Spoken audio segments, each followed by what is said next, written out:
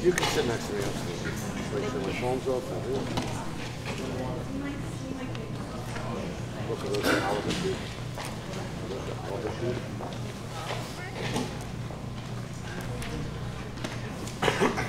We can't afford the screen any bigger. Can we pull the screen down? Well, I don't know if we can afford the rest of the screen. Oh, good. Okay, there we go. See? Told you, there's only one on the ground. Can I use my teacher voice? Can everyone hear me?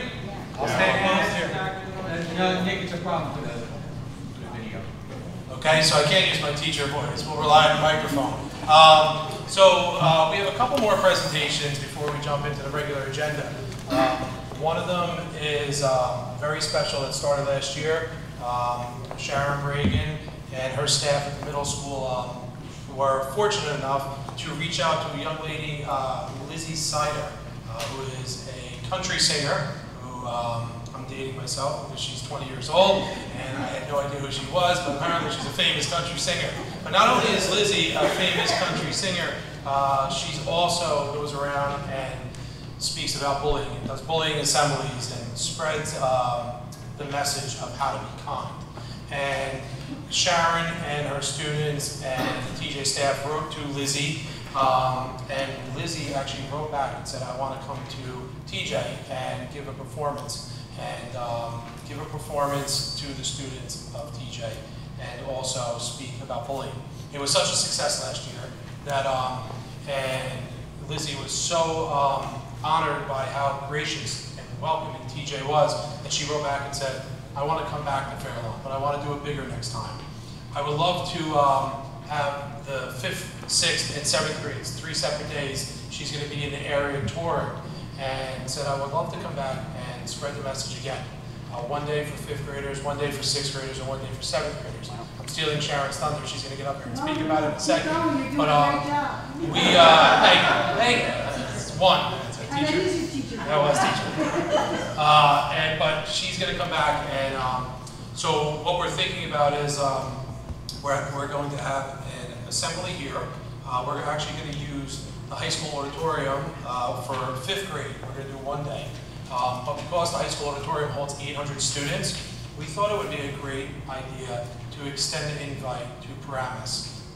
Everything that they went through last year, and working very closely with them, we thought it would be a great idea to spread the invite to Paramus. In addition, we also reached out to Glen Rock as well. So we're going to have a bullying assembly October 29th for 5th grade, October 30th for 6th grade, and skipping Halloween, because I did not want to do that to that poor girl, and doing it on November 1st here at the high school. Sharon's going to speak about last year and what this year is going to look like, so I'm going to turn the mic over to her.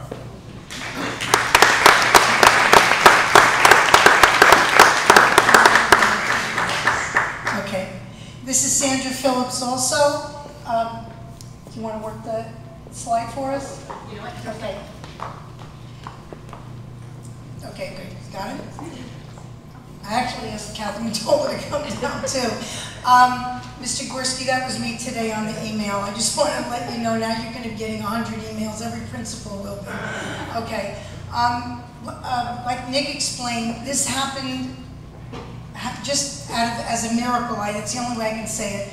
I heard a song after I was coming home from extended school year one summer. I loved it. It was a great song, and being not a new teacher, but a product of Fairlawn School Systems, it reminded me of when I was a student at TJ, and I loved the song, and so I Googled her and found out that she had an anti-bullying initiative campaign, and like Nick said, we just wrote her letters. I came to Sandra. I said, Sandra, we have to do this because we've been working for years on anti-bullying campaign at TJ, and this was something new, brand new for us. Quite frankly, I didn't expect a response, the beautiful package of materials that she sent, and her excitement about coming to Fairlawn. So it started with, this is one particular verse, that's the verse really that made me think of me as a student at TJ and all my brothers and sisters that have been through the system, that everybody has an opportunity to evolve and become something beautiful. So go ahead, you can do the next slide. So that's really how it started. Then Sandra and I sat down and we didn't want it to just be a concert and not have meaning for the children or the other teachers in the building, so we put up a collaborative lesson for the entire building. And this is just our... This was part of what we did in our classroom. And the great thing is we actually took the materials that Lizzie sent us and we made our own activities with the kids. We started out with what is a butterfly. And this is actually word for word what the kids told us. Graceful, calmness, beautiful, starts out as a cocoon, which is really what her song is all about. The fact that we all start out kind of in our own little cocoon and then we branch out into something beautiful. Our students also collaborated as part of our lesson. They created beautiful butterflies that showed what they felt about themselves. They created little pieces that also told what makes them unique, just like in the song. And once This happened after we sent her the letters and we showed her all the things we did. We decided that TJ would be butterfly filled and bully free, and that was our slogan. So we started decorating the entire building like this, and we sent her the pictures, and the next thing we knew, she basically wrote us a letter and said we need to come to Fairlawn, and then the whole thing started to just evolve. So we also decided to reach across the community, and we were fortunate enough to involve Warren Point, Radburn, and Mills. And along with Mrs. Caravano, we went up and we were able to discuss with them what we were doing, and they involved our 5th grade students. And all the principals were so wonderful, the teachers were very enthusiastic, and we were able to get the 5th graders involved and participating. Now, I just want to say that her target audience is 5 and 6. This year we added 7 at her request, so we know that that'll go over very well. We're very excited about that. So this is just one of the walls at TJ. We were picking up butterflies for 3 weeks. And the whole school actually looked like this. We only have some shots, but this was one of our favorite walls. And even parents and grandparents became involved. The kids were making butterflies all over. We also decorated the auditorium with different butterflies, and actually the main butterfly that's in the center you'll see was actually all of the butterflies that the 5th graders created, and the tails were all of the butterflies that our 6th graders added. So this way it kind of integrated both. We approached Mr. Yamashita, who's one of our art teachers at TJ, and we told him we wanted to create a mural for our main bulletin board. We gave her the picture and we gave him the logo, and he painted this entire mural for her, which at the end of the concert, when the bulletin board went down, Sherry Galafaro, our principal then, wrapped it, packed it, and shipped it out to Lizzie for her office. Her father was so thrilled, he couldn't thank us enough. And by the way, he travels with her all the time. He wasn't at this particular event because he was donating a kidney to his brother out in Chicago, and he couldn't attend this entire thing. And he was in touch with us constantly on the phone, and it was really very special because she usually travels with him, and he wasn't there with her this time. Okay. Oh. When concert day was amazing. Actually, I have to say from the start to the finish, when she walked into our building, she was so excited, and she met everyone with a smile. Our TJ chorus surprised her, and they sang for her. I think she almost cried, actually. She was so touched. I don't have any social media, but she Instagrammed it or whatever you do. What can I tell You you? didn't tweet it? She did. She had a bunch of Tweet face or whatever. selfies. I don't know what you call it. This is the time in which she spends time talking about her experience being bullied as a young lady, singing at a ball game. I think it was a Boston Red Sox game. And then she was made fun of when she went home to Florida, where she's from, and she was devastated. And her father said to her, Lizzie, he said, nobody has the power to ruin your day. And that's how her foundation was born. And she even has the bracelets that go with it. Mr. Sider shipped us a bracelet for every child in the district. So we divvied them up, we packed them up, we brought them to the elementary schools, and every child came in wearing a bracelet. Miss Erb, who's one of our treasures at TJ, she actually quilted a beautiful quilt with this gorgeous butterfly, and we presented it to Lizzie during one of our both concerts actually.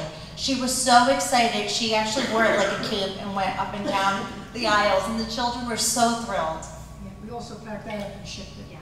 Okay, and this is just some of the excitement that the kids were going through, during one of the performances. I must say, I can't thank the principals enough and our administration enough and everybody else who was involved. It was a labor of love for everybody, and the results were amazing. They really were. And I just want to say she did do a meet and greet at the end. When she approached the students, I was taken aback by the fact that she never raised her voice. She spoke with them, and they responded to her. And she met with every child, handed them an autographed postcard, and spoke with every child. And she was tweeting and on Facebook, and you could hear it in her voice. She remembered who had been reaching out to her beforehand. And by the way, the chorus all has permission to have their picture taken and posted. Just want to clear that up right now. Okay. Okay, let's get that over with. This is my class with my wonderful paraprofessionals, Angela Levitan and Anna Romano, and my wonderful class. They wrote her all, that's how the whole thing started. They were the ones that started the letter writing campaign to thank her for listening to the song and for getting out and helping children, you know, understand that bullying, you know, doesn't have to happen and that nobody has the power to ruin your day. And they were the ones that sent the first initial set of letters. And now at the end of the school year, this past year, her father called and said, I want to do this again. Fairland's awesome. I want to bring her back. She wants to come back, but can we do it big? And I cried and called Nick, and he took care of it. So that's where we're at right now. So once again, our audience is 5, 6, and 7.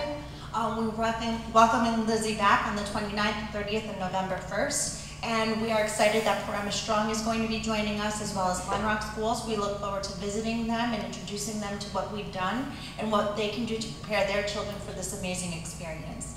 Thank you all for listening to us, and thank you for your support. You're very kind.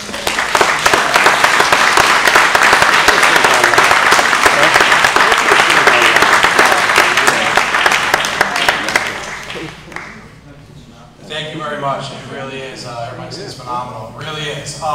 In addition, you know, I know that we had said last year there was a conflict in the schedule because it happened somewhat last minute, that we could not have both middle schools, testing schedules, things that were going on. But this year, I just want to assure you that we are extending it. It will be Memorial, TJ, and all the 5th grades in district as well, in addition to Paramus and Glen Rock. Paramus and Glen Rock are looking into the details. I spoke with both superintendents this week and last week. They're very excited about it, and they're hoping that their calendars will work out well with us, but they're very optimistic. So thank you again, guys. I really appreciate it.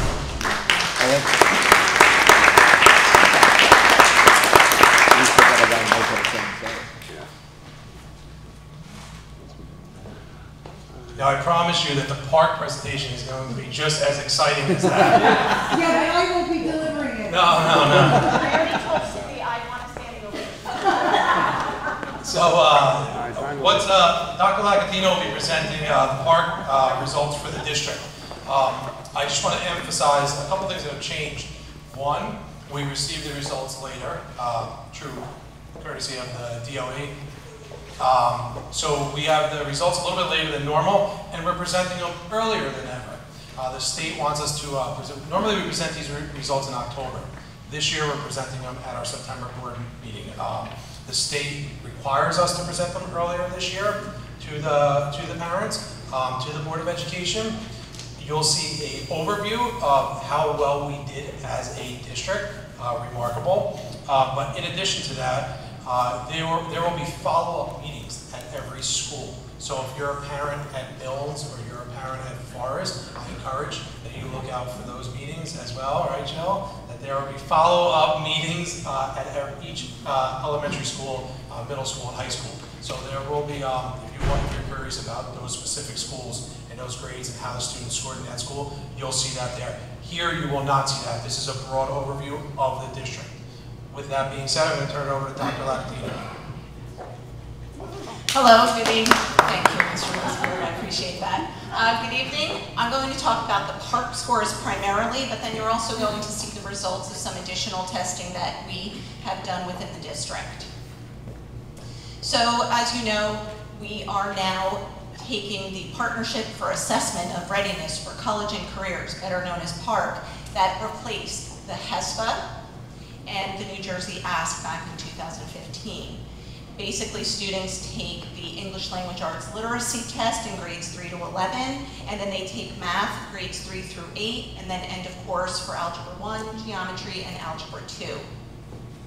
This past spring, the biology end of course test went away, as well as the grade 4 and grade 8 New Jersey Ask Science. It was replaced with a brand new test in grade 5, grade 8, and grade 11. So at the high school, instead of being a biology-focused test, it was actually a science test based on all areas of science. It was a field test, so there are no scores or results that came back. This year, they will use that as a baseline, and we are anticipating getting test scores in the spring of 2019. Just to refresh your memories, or for those that are not aware, there are 5 levels that the students get scored on, ranging from a 1, which is not yet meeting grade level expectations, up to a 5, which is exceeding grade level expectations. We hope that our students score in level 4 or 5. Those are indicators of college and career readiness. Lots of numbers. You're going to see charts filled with lots of numbers. I'm going to try to direct your attention to certain areas of the chart. These are our results on a district level from English Language Arts Literacy. What it does is it shows you by grade level how students performed. The percentage of students that are in level 1, 2, 3, 4, and 5. But what I'm going to do is bring your attention to the last 2 columns. This column is showing how many students, or the percentage rather, of students that scored a 4 or above in each grade level. So this is the district and how we did in red. I'm not sure you can tell that's red. And then in this final column, it shows you the percentage of students across the state of New Jersey and the percentage of students that scored a 4 or a 5. So at a quick glance, if you look at this, and we will post it on the website tomorrow, so it will be available to everybody, you will notice that in Fairlawn, we definitely scored higher than the state average across all grade levels in English Language Arts. Okay. This is just another visual where you can see for grades 3 through 8 in ELA, this first column, which is actually purple, shows you how students scored across all the park states. And then blue is how students in New Jersey scored, and the green bar shows you how our students did here in Fairlawn. I'm a visual person. I like looking at that. It kind of brings everything very quickly to your attention. So you can see that we do very well here. And then this shows you grade 9, 10, and 11 results. Once again, we outscore the New Jersey average as well as the Park State average. We're going to move on to mathematics. Same chart, same information as with the ELA. And again, I'm going to bring your attention to how the district scored in grades 3 through 8, algebra, geometry, and algebra 2. And then you can look at how the students across the state of New Jersey scored. And once again, you will notice that our students here in Fairlawn do really well. I'm going to take some questions at the end, okay, David? Again, that information in just a different visual for you. You can see how our students score compared to New Jersey and the other park states. That's grades 3 through 8. That's algebra 1, geometry, and algebra 2. So again, the way that our students scored compared to New Jersey and Park, and once again, you can see how well our students are doing. The interesting thing about mathematics, and it's something that I'd like to point out, is that grades 7 and 8 are a little bit different. We have students in Fairlawn that take algebra 1 in grade 7 and in grade 8. So their scores are not included in the grade 7 count. And then also in grade 8, we once again have students taking algebra 1 and algebra 2. So what I wanted to do was show you the breakdown of how our students are doing across all of our math courses in grades 7 and 8. So if you notice, we already showed you this score, but 61% of our students in grade 7 math are meeting or exceeding expectations. That number was much higher than New Jersey and the Park states. And then grade 8, 47% of our students are meeting or exceeding expectations. Again, that number we showed you on another chart, much higher than New Jersey averages or Park averages. Then when you come down and take a look at Algebra 1, we had 147 students take the Algebra 1 test in grades 7 and 8 combined across both middle schools. 100% of our students passed the Algebra 1 Park. Right now, that's their high school graduation requirement. They've already met it. Thank you, that's good. And then Algebra 2, across the 2 schools, we have 39 students that take Algebra 2 in 8th grade. That's an amazing accomplishment for our students. Once again, 100% of our students got a 4 or a 5 in Algebra 2 Park. I'm sorry, yes, in Algebra 2 Parks. That's amazing. Okay, now it gets really busy with numbers.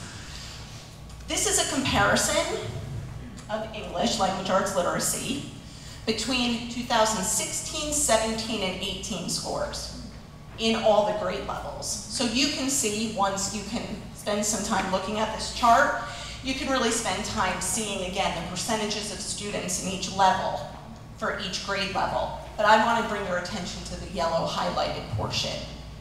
This is showing you, from one year to the next, different group of students, just keep that in mind, but we're showing you that 3rd grade in 2016, 68% of our students met or exceeded expectations. In 2017, 69% of them met or exceeded expectations. And in 2018, 77% of our students met or exceeded the expectations in ELA. So that's just for you to see how we've been doing year after year. Again, it's not a cohort of students, they are distinct groups of students, but we need to show you those comparisons. That's one of the things we're required to share with you. And here's the same information for math, grades 3 through 8, and also Algebra 1, Geometry, and Algebra 2. So you can see what the scores are looking like from one year to the next.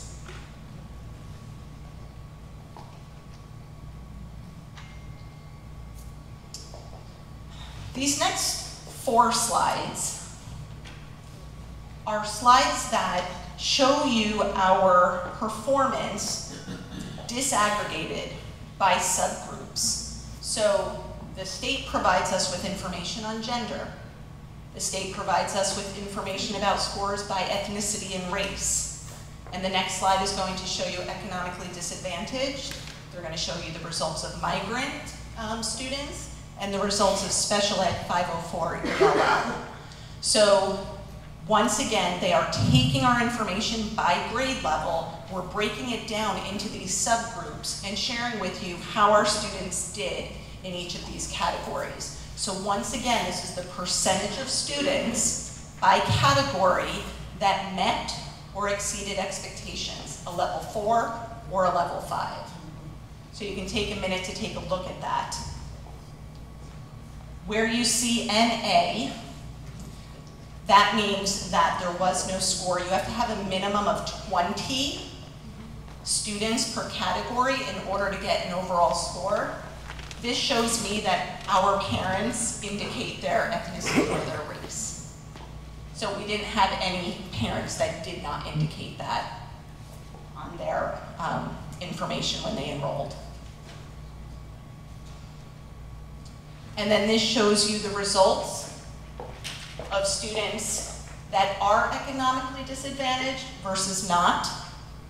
Students with disabilities, general education students, students with a 504 plan, students that are English language learners versus not English language learners, and then as I said, migrant students, students of parents who travel from place to place because their job brings them temporary work, usually in the fishing industry, lumber industry, agriculture. We don't have students here in that category. So this basically leaves us all the other students. So these are all the scores for English Language Arts. And then we have the same information for you for math, grades 3 through 8, Algebra 1, Geometry, and Algebra 2.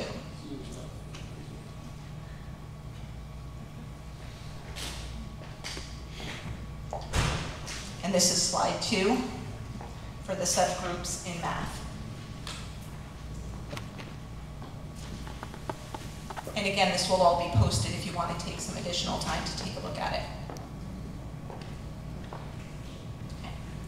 I'm going to move on to another test. This is called Dynamic Learning Maps. Our special education students that have the most significant cognitive disabilities that may have difficulty being able to take a traditional PARCC test, they still need to be assessed, so they take something called Dynamic Learning Maps. Again, this is for students in grades 3 through 11. They are administered on the computer, just like PARCC. And these students get accommodations and different tools that they get to use. Some are built into the computer. Some are tools that the teachers actually have to have. They have to have little cowboy hats sometimes and little trucks that they use as manipulatives. I remember our first year, one of the girls helping with the test was running around, I need 10 strawberries for a teacher, she needs it for the DLM. And we were running around gathering all kinds of interesting materials because we have to provide our students with some manipulatives to be able to take this test.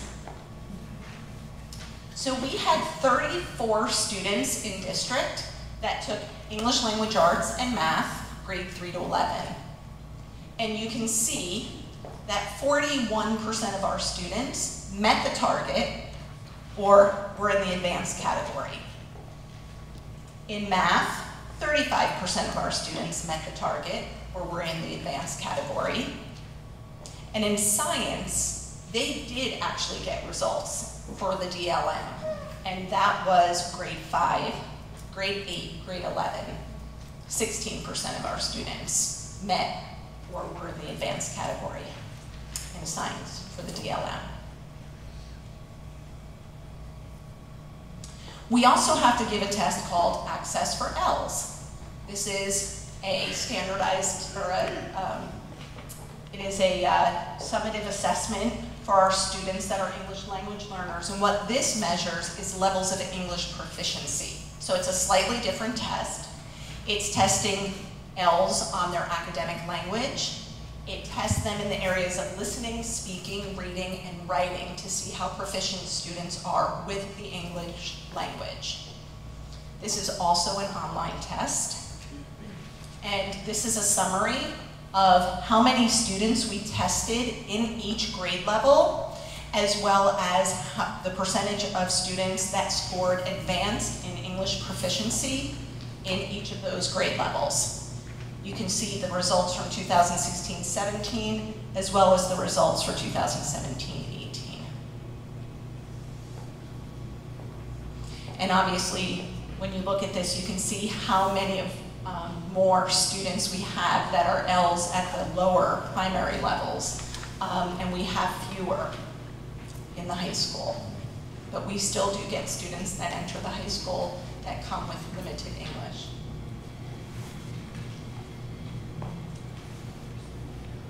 Okay. I also want to report out to you on some of our advanced placement scores. So last year, in the 2017-18 school year, we offer 24 different advanced placement courses for our students. That may still be the largest number in Bergen County. At one time, Fairlawn High School offered the most in Bergen County, and I think we're still up there. Students participated in 26 different AP exams. The reason for that is because we offer 2 different AP courses that there are actually 2 tests. For example, economics AP. They actually take a micro economics AP test and a macro. I didn't say the same one, did I?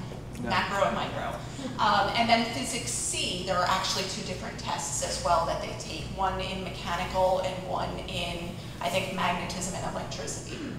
So that's why there's 26 different tests.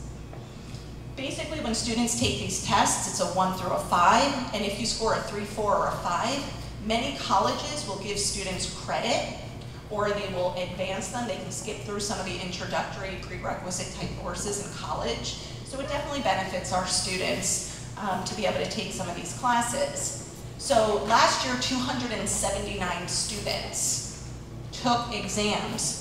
But those 279 students took 715 different tests between them. And you can see how our students scored. So 30%, nearly 30% of those 715 tests were scored with a 5. Another 30% of the tests got 4s. Another almost 25% got 3s. So that is a very large percentage. In fact, it's 83.6% of the tests received a 3, a 4, or a 5. It's pretty impressive. Pretty good for our students. Yes. Big students. They deserve a great big round of applause. Oh. I got you.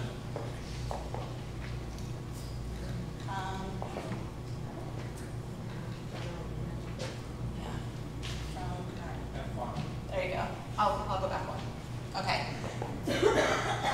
So just to show you now, we're going to stop talking about percentages of tests and we're going to talk about percentages of students. So this shows us the percentage of the students that scored a 3 or higher. So in 2018, 90% of our students scored a 3 or higher. So 90% of those 270 whatever students scored a 3 or higher on their AP test.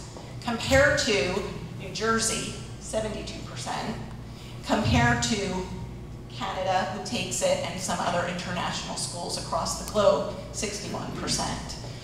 Look at our Fairlawn students' performance over the past 5 years. It is really quite impressive. And again, kudos to the students, the teachers, the families, everybody that supports our kids and helps us, score really tremendously high. So this is another impressive bit of data that I wanted to share with you. So finally, I'm going to leave you with a list of some of the interventions that we offer here in Fairlawn to help students who are struggling. Because our students, as of today, are expected to pass the Algebra 1 PARCC and the ELA 10 PARCC in order to graduate. There are different requirements for different sets of kids, but moving forward, that's what they're saying our students need to be able to do. So it's up to us to make sure our students, A, meet their graduation requirement, but B, these tests really reflect the New Jersey Student Learning Standards, which is what our curriculum is based on. So we want to make sure our students are learning the curriculum. So in the elementary level, we have reading and math intervention programs. And in fact, we are having a meeting on Tuesday night at Memorial in the auditorium at 7 o'clock about our intervention programs. Also in the elementary schools, we have a new schedule. Within that new schedule, every grade level has an extended learning period. We talked about it last year as an intervention. And so that extended learning period allows our teachers to work with students to help them where they may need some additional support. We have academic level English at the middle school and high school. We have a special course called Algebra 1 Modeling and Reasoning at the high school to try to help our students prepare for the Algebra 1 PARCC. We do lunch and after school modules for English and math at the high school to help students. At all levels, teachers work after school with students to provide them with extra support. We provide tutoring. Our Honor Society students tutor other students, not just at the high school, but they also go down to our middle schools and help some of our students who need some additional support. All of our teachers infuse differentiation techniques into the classroom, meeting high-level learners, meeting learners that need additional support, and everywhere in between. We do timed reading and writing units as a matter of practice throughout the school year, again, to help students to get best prepared for some of these exams. Within our curriculum, we embed PARCC-like questions, so students are used to that structure. We use PARCC rubrics. in district when we score essay work across all of our content areas. And we have a variety of resources to help students. We have Newsela, Reading A to Z, IXL, which is a math software program. And we have leveled readers, both online and in print. That comes with Newsela, Reading A to Z, Learning Ally. They all have these leveled readers available, plus the leveled libraries that are in print within our buildings and classrooms. That is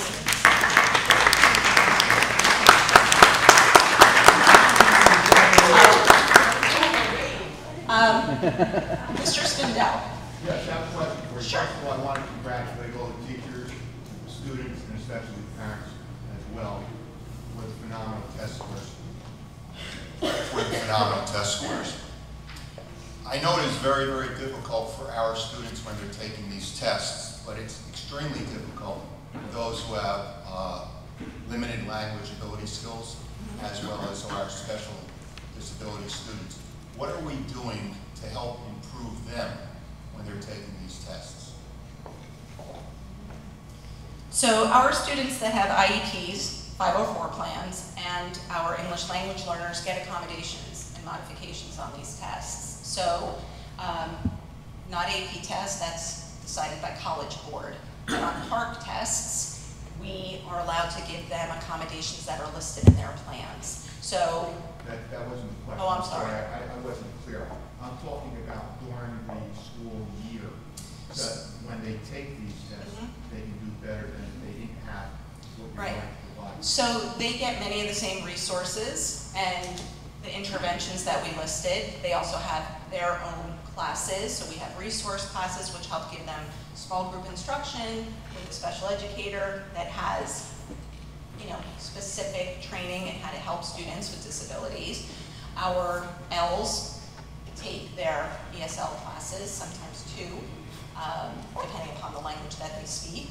So again, they are skilled at how to help those learners to do well, and that includes doing well on the PARCC. I mean, it's very similar to what we do with our gen ed Are there any students. special programs that you've implemented or are going to implement? At this point, nothing that I can think of specifically for them. What we do have is professional development that we're providing for all of our teachers across the district on how to help ELs in the gen ed classroom. So our ESL teachers, obviously that's their degree, that's their certification, so they know what to do. But last year, we identified every single middle school and high school teacher that had ELs in their classroom, and we provided them with something called SIOP training, which is sheltered instruction. It's basically strategies on how to help English language learners in the mainstream. And we did 2 to 3 days with them last year, and we're following up again this year. And now this year, we're bringing the elementary teachers into it, which is probably going to be the majority of our elementary teachers, because it's hard to find a general elementary teacher that does not have. And when you look at the numbers in the elementary level, it's hard to imagine a teacher that does not have an English language learner. So that will help students. Again, that's not specifically just for PARCC, but I believe that if we're better teaching our curriculum, it automatically helps better prepare kids. So that's one thing that we're doing there. We're also doing the inclusion model for special education this year. So we're having quite a few co-teaching situations. So again, students are in the mainstream. They will have the benefit of a special education teacher and a general education teacher. So those are strategies that we're actually working with staff that we believe will obviously help students. Thank you. You're welcome. Yes? For the non-PARCC tests, do we have state and countrywide benchmarks to look like we did with the PARCC? You mean with, like with access? There was what, 2 or 3 other tests that you The showed? DLM and access. I'm not sure, let me find out for you. That would be very interesting. Yeah, because maybe we can put up some slides. Do you mind just jotting them down for me? Then maybe we can add some slides, again, with comparisons. Great, thank you. Yeah. Ron and then Emily. Two-point question. How was the participation this year in the park test? Fabulous. Compared to the first year that we did it? Compared to the first year, we were fine everywhere. The state requires a 95% participation rate, and all of our schools hit that 95% participation rate except the high school. The high school was slightly lower. Ever since that first year, we've been great. We've had most of our elementary schools last year 100% participation. Just a few at the middle school, high school's higher than the rest, but still we have no problem meeting that participation rate. The state changed the way they do the scores. So in the past, what they did was said, here's your participation rate, and here's the scores. Now they're marrying the two, and now they're saying, if you are below 95%, they figure out our passing scores based on 95% participation, even if we don't have it, and it's lowering the scores. Luckily, we have that participation rate. Our students are doing very well in general, and so it has not impacted us negatively. But if you drop below that 95%, you're going to see a drop in the scores, not because the students are not doing well, but because of the way they do the They're mathematics. penalizing it, which is good that you bring that up because people look at it. The second question I had was, I know with the charts that we've gone over this years past, to follow one grade through the whole thing, you would really have to start like if somebody in third grade and then the following year they'd be in the fourth grade, the following year fifth grade, that group of, you understand what I'm trying to say? Like, I know exactly what you're trying to say. So, cohort. sorry. That's the education book. Wait a minute. Hold on. Was it this? Yes.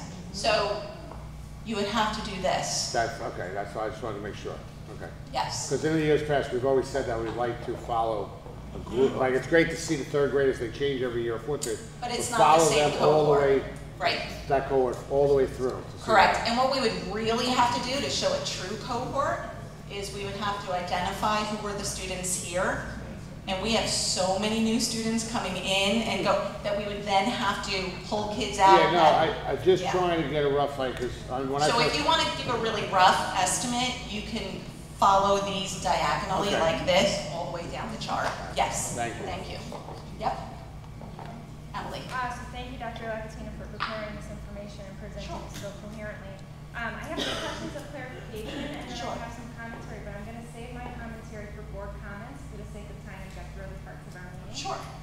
So just a question of clarification. You know what? Yeah. I mean, sorry. I Okay. should have had you. For question of clarification, I think I recall last year you reported scores for district comparable group, like our district is in a certain category. DFG. Yes. We don't have that information right now. We have the New Jersey scores right now, and that's all we have at this moment. Will you be sharing with the board when those become available so we can see it? Is that? If they still do that, I don't know. And I'm not sure last year we went to DFG. Last year, I mean, The Department of Ed's getting away from DFG. So last year, I don't believe we did DFGs. When we did EdJ Ask, we definitely did because that is something the State Department provided us with. And they're not doing a lot of work with the district factor groups anymore. So we would have to sort of reach out to everybody that was in our district factor group and look it up. And so they used to send it to us as part of our results. And so the state actually gives us, this is the district score, this is New Jersey, this is Park Consortium. There's no longer a separate DFG section of the score reports. Hasn't been yet, but I don't believe we had them last year either. But obviously, if we get them, I'll take a look. But what we have gotten up to this point, there's no DFG. Sure. sorry.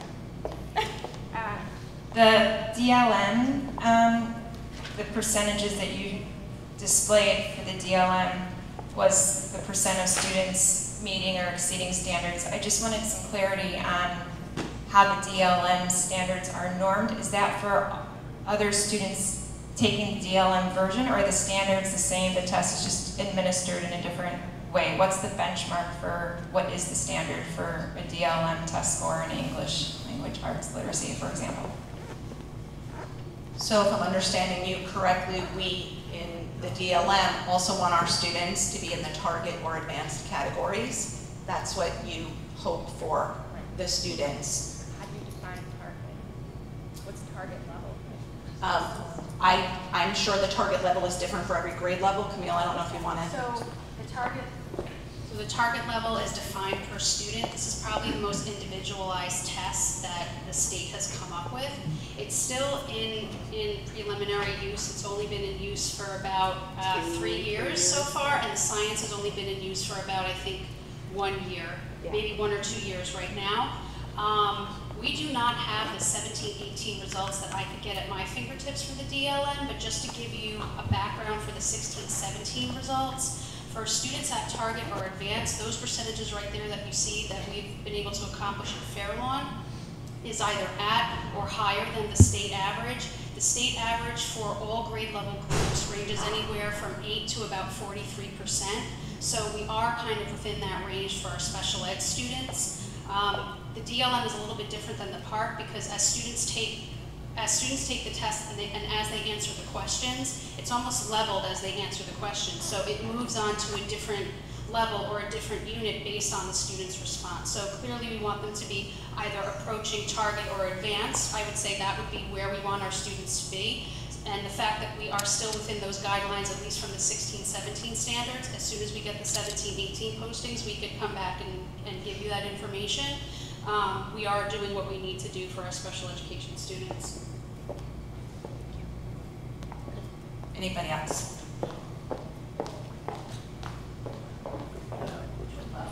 I'd like to also congratulate the administrators and the teachers for such a wonderful job. I'm thrilled with these scores. It's nice to see this, especially being that we've gone through such a transition in our district that we've not only maintained but increased our scores, and especially the AP scores, which are just really out of this world. So congratulations. I'd also like to thank that we have the PTOs and PTAs here. We know that this not happen without parents, and your involvement with our schools is really a major piece of this puzzle also, so thank you very much. My question is about technology. Do you feel because PARCC is taken on computers and we're not one-to-one yet, that we'll do even better when our students get used to doing all the work on computers when we go one-to-one? Do you think that is holding us back from doing even better? I think that's an interesting question. I'm not sure I have the answer to it. One of the things that we do make sure we talk to our students about, we don't do a lot of test prep per se, because we feel like our curriculum already addresses the skills. So if we're teaching the curriculum, then our students should be doing well. That being said, it is important for us to make sure our kids know how to navigate through the test, because at the very beginning we were so worried, is PARCC testing students' ability to type, or are they really testing students' ability to write? Which is why we very quickly put typing into place in the 2nd grade. We couldn't put it into place in 3rd grade. Were students going to be proficient enough by April or March? When they first did PARCC, it was given in March.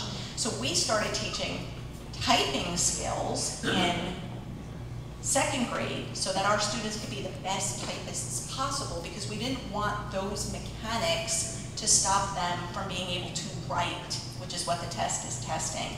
So we think that was helpful. What I think will be nice, if we were ever fortunate enough to go to a one-to-one initiative, that I think students get to stay in their own classroom. Students are on their own computer in their own classrooms taking this test, and we can get through the testing a lot quicker, right? So it's not a 2-week period, it would be the 4 days, and hopefully, if Governor Murphy has his way, they're going to cut the time to about 25% of what it currently is. So we're watching that. So I don't know the answer to that. I certainly don't think it would hurt. How's that sound? I've proctored PARCC before, and the interface of that test is very poor. It's very difficult to write in those little tiny boxes. It's very difficult to proofread. You have to use their tools on math that are very specific, and if you're not well trained on working with that, it's definitely a distraction. Yeah, so We're very fortunate that we have elementary technology teachers. We're even more fortunate that this year we are now offering elementary technology to students in K through 5, where it used to be 2 through 5. So we are going to have our students on computers from the time they enter school. We have one of our technology teachers right here in the audience. We worked on curriculum during the summer, so we're really excited about that. And what Mr. Klein says is true. It is really essential that students know how to drag and drop, that students understand when there are squares in front of each question versus a circle, it means something different. It means there are multiple answers versus one answer. So we need to make sure our students are aware of those things. And because we don't want them to not do well because of those technicalities, the inability to navigate through the tools that the PARCC test presents. So, Thank you. yeah, you're welcome. I just wanted to say something to Ron, because when you look at the numbers, you also have to remember that they change the tests every year. They don't, it's not like they give one test and then they give the same test. They redo it. So it's like a completely different test that the kids are taking. And that, I think, is really important when you look at these numbers that our students are saying so strong. I think that is a testament to the fact that we're teaching not to the test that we're teaching. And I also wanted to say that I've had experience now with a 1-year-old, and not being from the digital generation, we are not the wired generation. Very few people in this room right now were actually born when computers were existing and they grew up with them. And my granddaughter and grandsons can, at a 1-year-old can swipe and open apps on iPads, and so the things that we're concerned with, they're not going to be concerned with. So as these kids are entering kindergarten, they're a lot more savvy. We have to let them use their abilities because they already have them.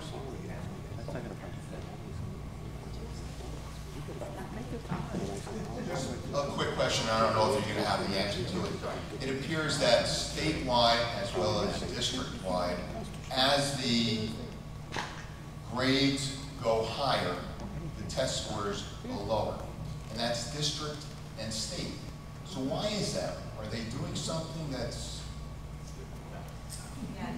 Again, it's so hard to answer what that is. We noticed that trend. You know what? They are, again, different tests, different levels of difficulty. I'm not sure what that is. I would be much more concerned if our scores dipped and nobody else's did. So, and I appreciate that you pointed that out. But, we still outscore by about the same amount in the upper grades that, compared to New Jersey that we do in the lower grades. So we're still keeping, I think, the same level of achievement relative to New Jersey. But, yeah, there is. There definitely is when you look at it, at the scores. Not as much in ELA until you get to some of the high school. Now, I'm going to point something out here about ELA in grade 11.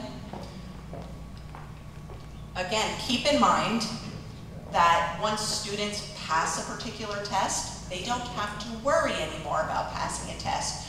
I can't tell you how that student who already passed the Algebra 1 PARCC, I don't know what their frame of mind is sitting there taking geometry. They know they hit their high school graduation requirement. Are some of our students just saying, this doesn't matter anymore? So is that happening?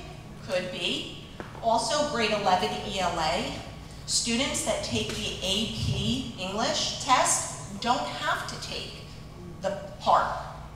So again, what is their level of effort if they are sitting taking it?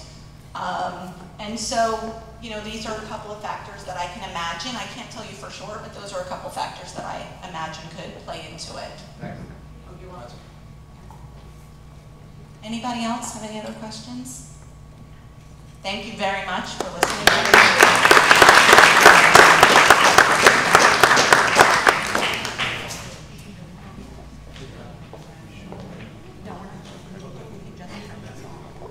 We're moving back to our regular seats. Oh, we are? Yep.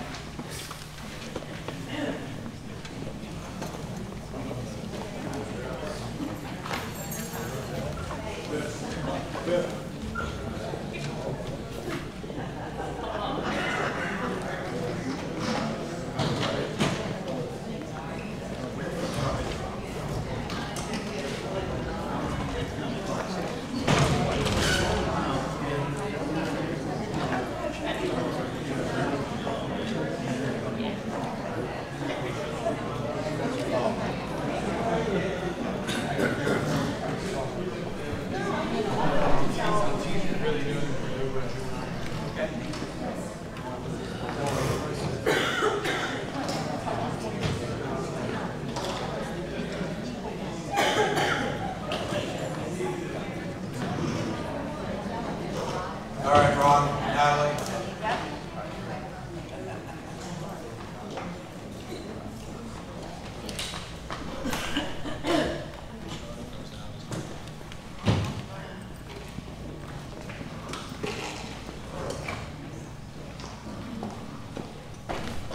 I'm going to report on our Title I audit. So over the summer, we were audited on our NCLB Title I federal funds for the 16-17 school year.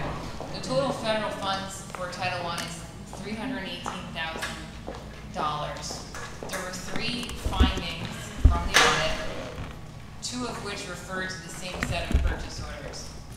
So the findings were, we had purchased level readers for the 2nd grade in Title I schools for Title I classes. But because grade 2 was not specified in the grants, they said we were not allowed to use the funds to purchase this for the 2nd graders. In addition to that, the purchase orders were purchased towards the end of the school year, so they said that these purchases should have been purchased earlier in the school year to be effective to the program. The last finding was in regards to keeping track of assets. So in the state of New Jersey, we track assets over $2,000, and what the federal government would like to see is a tracking system separate from our computer system that tracks everything as purchased. So a $10 book or whatever it would be, we would have to track. So in addition to the finding, what Natalie and I put together is a corrective action plan, and I'm gonna probably give Natalie a little bit of a break since she just talked for 53 minutes. So some of the corrective action plan we already put into place. So what happened between 16-17 and 17-18 was they actually changed. It's no longer NCLB, it's actually ESEA, which is Every Student Succeeds Act, or there's probably another. Well, ESEA is elementary and secondary. Elementary and secondary, and there's Every Student Succeeds Act.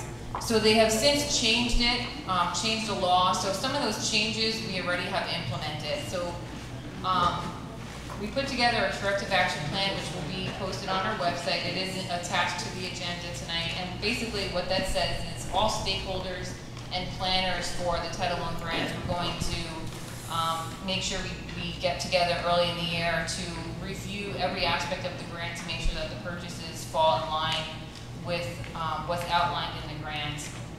And we have already begun a process of tracking all the assets purchased with federal funds. And we do review expenditures on a monthly basis, so we'll continue to do that moving forward. And is there anything else you can think of? Just keeping that log of inventory separate. Yeah, so we have a separate log of inventory that we're keeping. Does anybody have any questions on the board? Anyone from the audience have a question? Yes.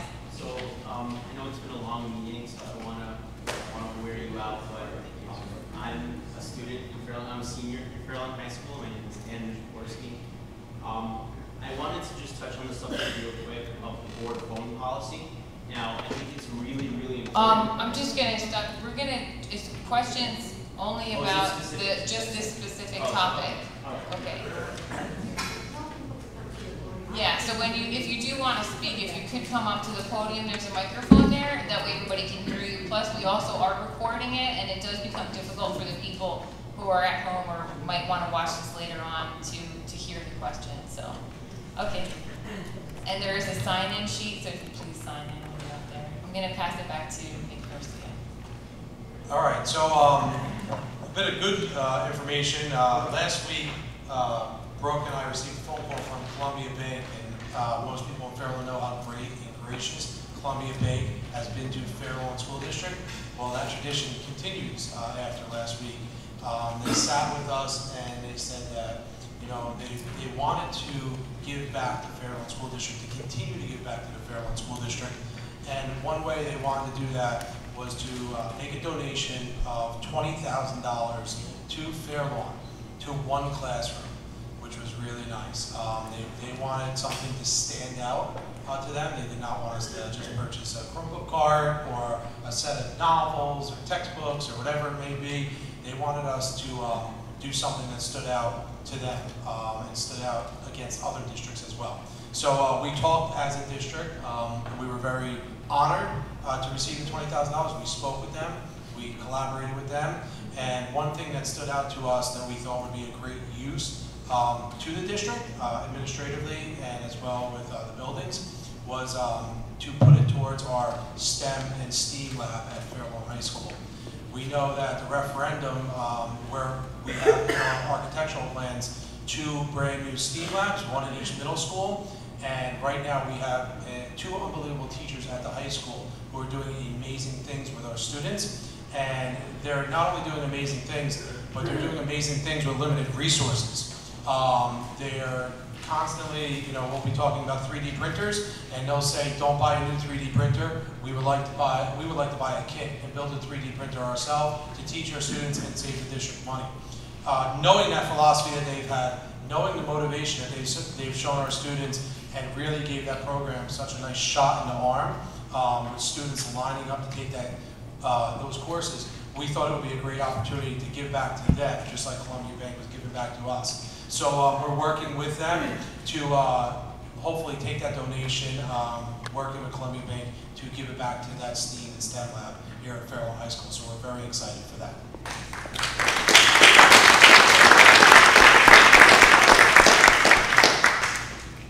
The referendum update, many people have been asking me, this will be brief, but many people have been asking me about where we're at with the referendum, and I'm pleased to announce that everything is on track and on schedule. We're meeting bi-weekly.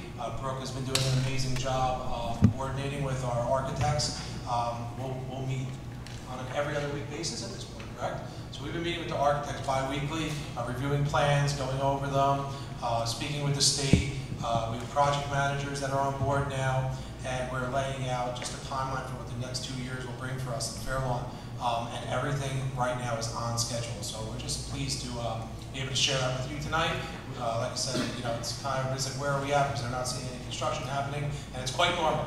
We don't plan on starting until, you know, the spring, into the summer, into next year. So, but everything is on schedule as of now. With that being said, I'm going to turn it over to Gene. Thank you, Dan. Before we get started, you heard all the principals giving accolades to the Special 3 officers, and I want to join in that. And everything I've heard from parents, teachers, I haven't talked to any students, but from what I've heard from the parents and teachers, the kids are thrilled with them. And I just want to thank the administration and the board. I want to thank the parents for their support for this program. I want to thank the town council for getting on board with it. I want to thank the chief of police for doing a great job and hiring some great people. So I just want to thank everyone involved, and the excitement is palpable. The kids are excited, the parents are happy, the staff is happy, and I just wanted to echo the board's thankfulness to everybody involved. That being said, we're going to get right into the thank you. Right into the minutes, right into the agenda, and G1 approval of minutes, G2 no items. Have a motion for G1 and G2. Second. Questions or comments? Anybody on the minutes? Members of the audience? I don't think so. Okay. Just all in favor? Okay. S1, no items. S2, approval of county state submission requirements. S3, disenrollments. S4, approval of attendance at various Bern County academies and Bern County technical schools for 18-19. S5, other business. I have a motion for S1 through S5. So moved. Got that? Board members, questions or comments? S1 through S5. Mark, can you? You know my feelings on merit pay, so I don't feel happy going along with merit pay that you have listed here. S5A. I feel that it's really part of the person's, individual person's job, as I felt before for others. Thank you, Mark. Emily? I also want to speak out with some concerns regarding S5A merit provisions. I'm not opposed to merit goals in general, or even in this particular case. I am concerned that we as a board never had an opportunity to discuss the goals before being asked to approve them. And I feel like we should as a board have an opportunity to do that. And so on that, I will vote no to S5A. I also want to say thank you to the administration for including S5B to help us move forward with the Safe House to School program, which we can talk about further in follow-up to our shared services committee, but to demonstrate our commitment to ensuring the safety and health of our students, especially at the K-8 level for this national program and doing it here on is a wonderful step forward. So thanks to the administration, to my board colleagues, I hope. Thank you. Any other board members? Where's the audience? S1? Oh, I'm sorry. Let's see. I feel like we spoke about, when I read these miracles, I feel like we spoke about what these goals are. Remembering the kitchen, improving the kitchens, and I don't know, maybe perhaps missed a meeting or something. But when I read this, it definitely was things that I was definitely somewhere where this was discussed, the serving lines, which were tested. I believe it was like Long Point School, and so. Check. Yeah, I have to admit that I'm philosophically uncomfortable with merit goals. I do want to point out, though, as I reread them, it seems that if the business administrator is to reach these goals, they're paid for themselves and then some. So we still wind up, should they be reached, in the plus column financially. So I do admit that, Emily, I agree that, well, I'm sorry, I agree with Mark here that philosophically it's part of our jobs. Teachers don't get that opportunity to do better, but the administrators who, fairly so or not, depending on your opinion, make way more money and have the opportunity to make more, while the teachers who are on the lower end don't have that opportunity. So that being said, again, we wind up in the plus column when and if they're reached. So good luck. Let me just address a couple of questions that people don't understand. If we didn't have our hands tied, and if the state didn't tell us how much to pay certain administrators, we wouldn't need the merit goals. So it's a cap within a cap, and that's something we're stuck with. And in order to give quality people the income that they deserve, then we have instituted these merit goals. If the county said, or if the state said, listen, it's your school district, you should be able to pay the people what you think is possible, is reasonable, then we wouldn't have to do this. The other thing with the teachers, they don't get the merit, but there's no cap on their salary either. So there's that. And then the last thing in regard to the goals themselves, Brooke works directly for Nick, okay? Nick and Brooke went over the goals and put them together. The Board of Education does not tell the superintendent what the goals should be. So that is between Nick and Brooke. We look at them, you can make a comment about them, but we have no input to what those goals are because Nick is the direct superior of Brooke and it's on the agenda because it's required by law. So that's why the board did not have any input into why or happens to how these goals were made. It's a management prerogative issue by the superintendent in conjunction with the business administrator. So, any members of the audience, questions on S1 through S5, could you just please step up to the microphone, sign in, and state your name for the tape, please. Turn it on, broken, I'm not sure if it's on or not.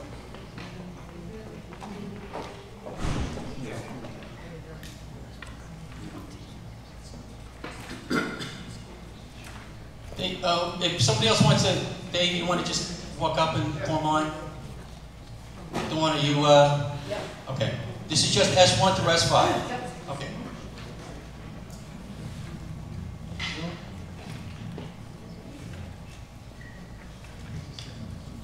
Zone? Yep. Okay. Good, go ahead. Good evening. I'm Santana, Wilkins Santana, 30 Lower Avenue, Fairlawn. First, I would like to congratulate the teachers.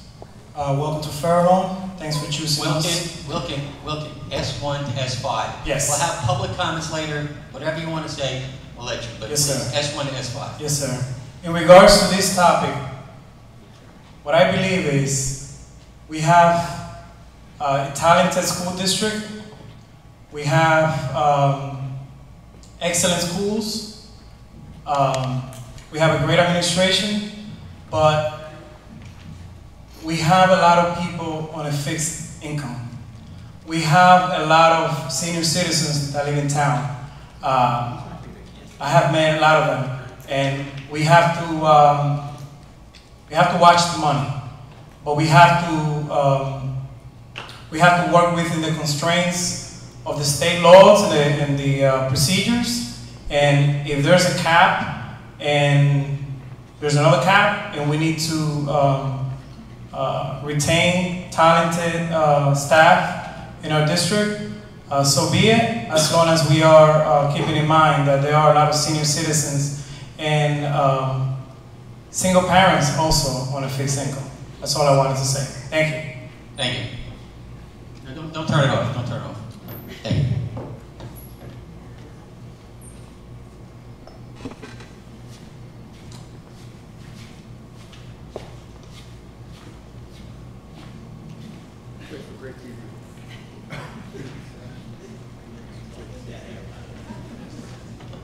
David Tratner, 310 Allison Street. I think in the past, the superintendent has presented the goals at a board meeting. I think both the superintendent goals and the business administrator. I could be wrong about that, but I remember seeing presentations in the past about that. I don't have objections to the goal. My one question does deal with the fifth goal regarding, I guess it's the food service. I know, and I was talking to our PTO president, Lindquist. I know we sat through a great presentation from Chartwell's, I think it was February or March, where they talked about all these enhancements they were going to make, and in pretty short order too. They were going to bring in new heating and new kitchenware and all these things. And now, I guess that's been tabled, and that becomes Brooks' goal, which I guess is fine. I'm just curious as to whether Chartwell is meeting their promises and the things that they've talked about doing over the past year, and anyone can, I would like to see someone address that or tell me where they are, because they really came in and made these great presentations. They brought all this food and talked about all these great things they're going to do in our kitchens and how the food service is going to improve and all these things. And you know, I don't think any of that has happened, and so I think it's great that now Brooke is responsible for getting that done. I just don't know where this was before tonight, and I'm curious as to how we address that, and is Chartwell's living up to what we've asked of them?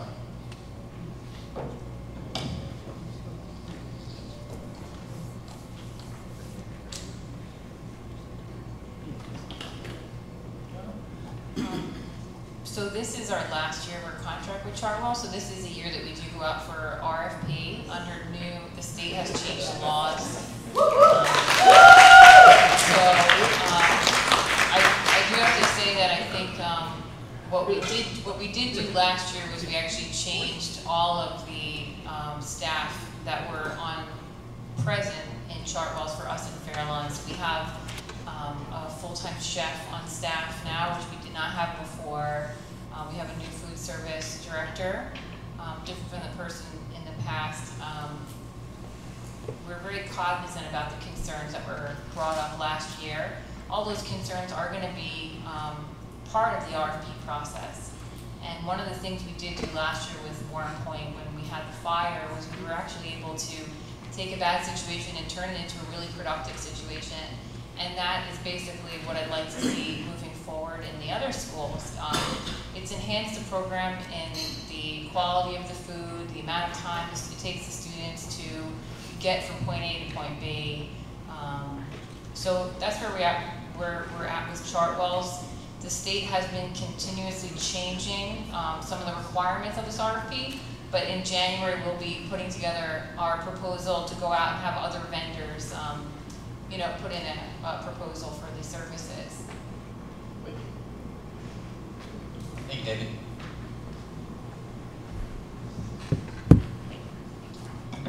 Dawn Ebner from Fairlawn High School.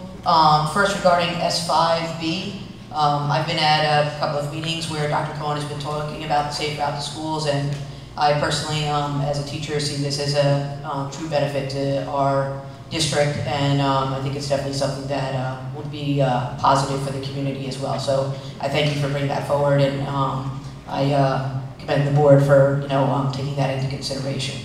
The other item that I would like to address is S5A, and hopefully my question is relatively simple. For the first three items, the quantitative goals, it lists the same dollar amount for all three goals, and then for the qualitative goals, it has the same dollar amount for those two goals. And just if I'm wrong, please correct me, but the total sum amount, if all of the goals are met, would be the total of all those 5 items. Is that correct? Or is it the $5,400 for the first 3? I don't hope they're making sense. You're correct the first time. So it's all 5 of them added together for the total merit goal for that. Okay. Right.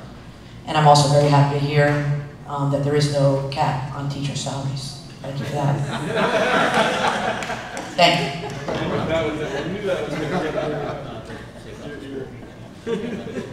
Hi.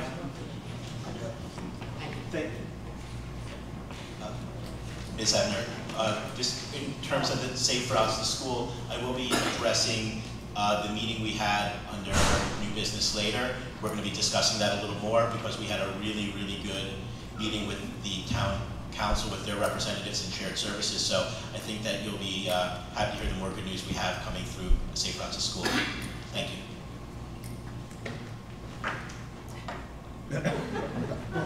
Okay, thank you. All right, roll call on S1 through S5, please. Mr. Barbarillo? Yes. Mrs. Frankel? Mr. Klein? Yes. Mrs. Quackenbush? Yes. Dr. Cohen? Yes. No on S5A. Mr. Rosenberg? Yes. Mr. Spindell? Yes on all except S5A, no. Mrs. Wallace? Yes. And Mr. Banta? Yes. E1, attendance at conference, conventions, workshops. Oh, so sorry. E2, approval of extracurricular trips. E3, approval of student, teachers, interns, practicums, field observation placement. E4 and E5, no items. E6, grants and entitlements. E7, no items. E8, summer programs, workshops, summer school. E9, other business. May I have a motion for E1 through E9? So moved. Second. Board members, comments, questions, E1 through E9? Audience members, E1 through E9, questions, comments? Seeing none, roll call, please. Mrs. Frankel? Yes. Ms. Quackenbush? Yes. Mrs. Wallace? Yes. Mr. Spindell? Yes. Mr. Rosenberg? Yes. Mr. Barbarillo? Yes. Dr. Cohen? Yes. Mr. Klein? Yes. Mr. Banta? Yes. P1, approval of ratification of appointments. P2, approval of resignations, retirements. P3, approval of leave of absence, amendment of leave, rescission of leave. P4, change of personnel assignment, status, date of hire, annual salary code. P5, additional remuneration. P6, other business. Motion for P1 through P6, please. So moved. Second. Board members, P1 through P6. Mark. Just a quick comment on certified teachers, P1. Can you please make sure that we get the bios? Yes.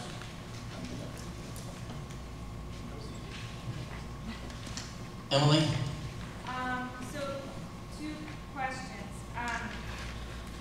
For P5, I'm looking at page 22 and page 23 in the board agenda.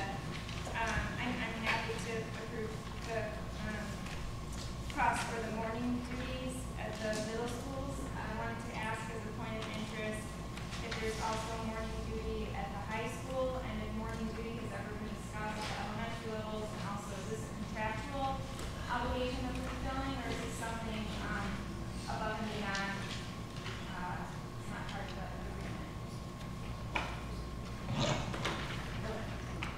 believe, if I'm not mistaken, that we do have elementary duty, correct?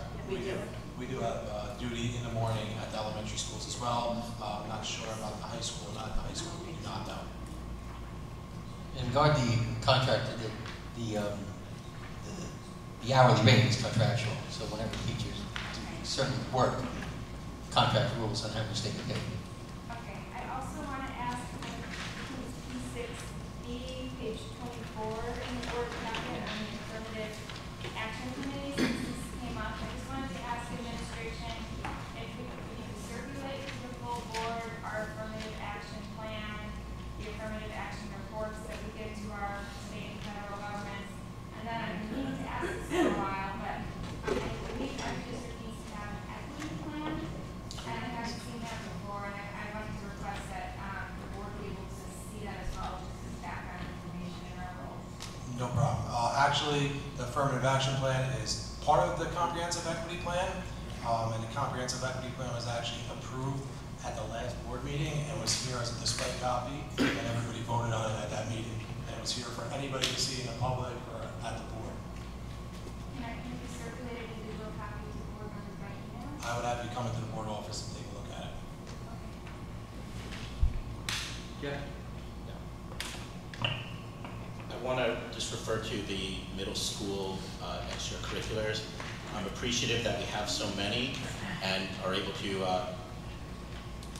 enhance all our students' learning at those levels. I want to still show my disappointment that still one of the middle schools does not have a National Junior Honor Society while the other one does, and there's still not a great equality between the two experiences from the two schools, and I'm hoping to see that that gets alleviated in the near future.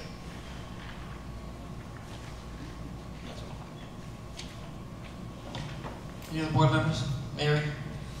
I'd simply like to voice my disagreement with what Jeff said. These clubs and activities, teachers come forward, teachers say that they will do these activities. It is not the job of the board, and it is not the job of the administration to impose upon the teachers that they have to do this club, they have to do this activity, because this school and that school. I feel it's a basic misunderstanding of what the clubs and activities are all about. And I just really strongly want to register my disapproval of the whole concept. It would be nice if there were people in both buildings, but again, this is people have to have a comfort with an activity. They have to have the knowledge of the activity.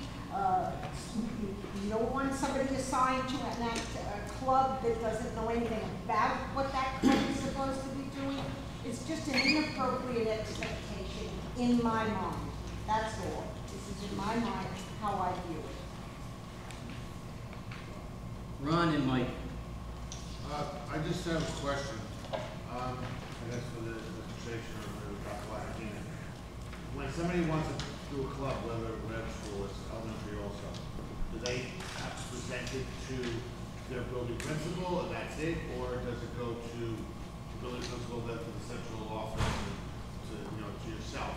How does that work? I'm just curious. I believe, and maybe Dawn's here. One's still there. So I believe that there are certain clubs for the middle school that are contractual, that are already approved and part of the contract. We really don't have clubs per se at the elementary school that is not part of the elementary contract. So I'm not sure if that helps answer. But yes, I believe in the past, if there was a club somebody wanted to do that wasn't part of it, they do have to, there's a certain pot of money that's available. And so I believe part of that is speaking to administration and then also part of the contract to make sure. The reason I ask is because I know Jeff's saying I had brought that up beforehand. That's one thing in the actual junior side I do think is sad that children teach, they don't have an opportunity to do that and children in the world do. I'm not saying teachers have to force it or everything else. I just think it's something that hopefully they will look into as a building principal with the teachers and staff to try to get that, because again, people do live on accolades sometimes, but that's an achievement of their accomplishment. You know, if you have children over there that have the same accomplishments as the other children in Memorial, they should have the right to be recognized that way. So that's one particular, but I know the other ones are by choice, but that one I would like to hopefully see someday be equal, because I think they should both be in both schools. I just want to point out, there's 29 extracurricular activities at Memorial. There's 24 at TJ. So yes, it's not exactly even, but I don't want anybody to get the thought in their head that, oh my God, TJ has nothing. It's 29 to 24, and if they put together the National Honor Society at the other school, I'm sure that they will. Mike had his hand up, and then I saw a hand up there. Before we go to Mike, just real quick, Ron, to answer your question, somebody came to me the other day and said, Nick, I would love to start a club at the middle school, and I said, sounds great, it sounds like an unbelievable club, but you need to speak with your building administration, you need to speak with everybody that it's relevant to. It could impact the high school athletic director, the high school administration, they may have a club that it works hand in hand with. Please speak with your building administration, and then speak with either the union or Lisa Panaggia if there's contractual issues before it moves its way up to us for approval. So we are telling everybody that right now. It's no problem. Thank you. Mike. First of all, I think that we have a lot of clubs in this school, and I'm really impressed all the time when you see the number of clubs in our middle schools and you see the number of clubs in our high school, because it's absolutely amazing.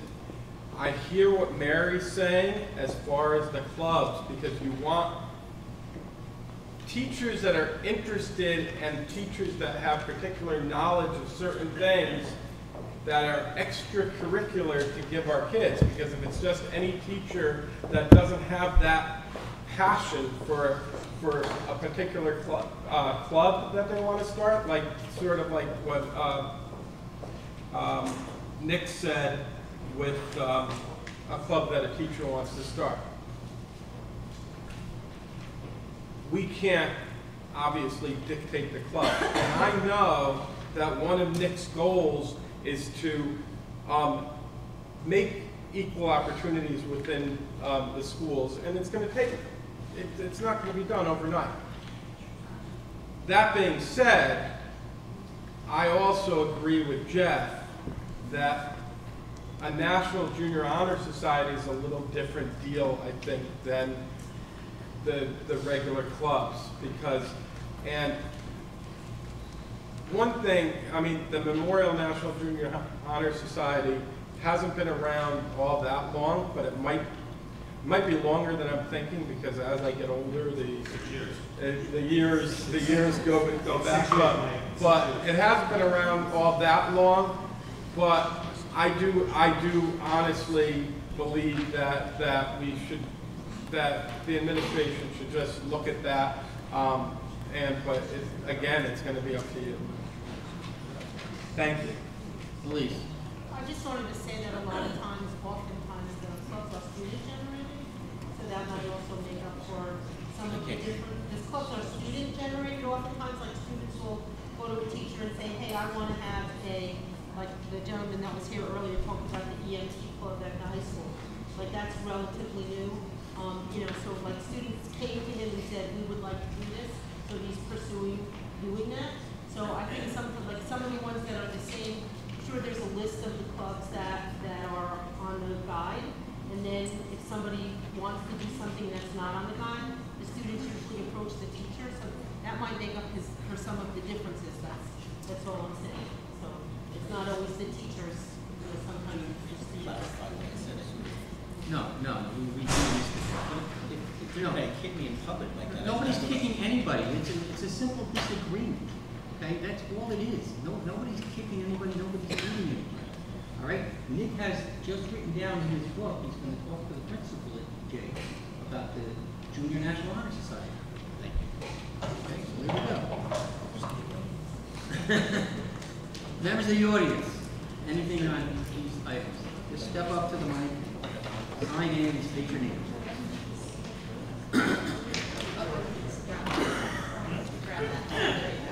Hello. All right, really quick comment. So growing up, no, Nick Ruffalo, I apologize. So I grew up in Fair Lawn, and as someone in the middle school, I didn't realize you could actually start your own clubs. I kind of thought they had to be established. So it might just be really good to get the information out and just let students know, hey, if you have an interest and you want to do something, you know, here's some guidelines, reach out to the teachers, and if there is money needed, you know, we have budget or we don't have budget, you could budget it for next year. So just giving the children the opportunity and letting them know that it's out there, and that might alone just spur and solve, you know, any issues we might have with inequalities or things like that. Give the power to the students. That's all. Good idea. Thank you.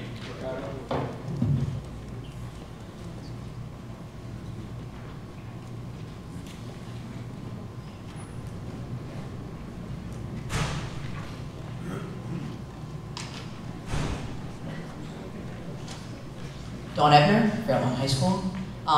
Just a point of clarification, which Dr. Lactina brought up as far as the contract obligations for the stipended positions for the co-curricular, extracurricular activities. Yes, there is contract language that is relative to whether or not a particular club would be a paid club or not that we follow.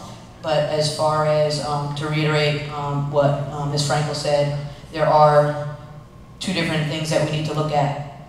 Not only are these clubs available to students, but there are also non-paid clubs available as well. So that might nearly balance out the, I would have to look and see how many non-paid clubs there are in each building to see if that balances that out. But also, once again, what Elise said, a lot of the clubs and activities that are developed and run by the advisors at the schools are prompted by what the students' interests are.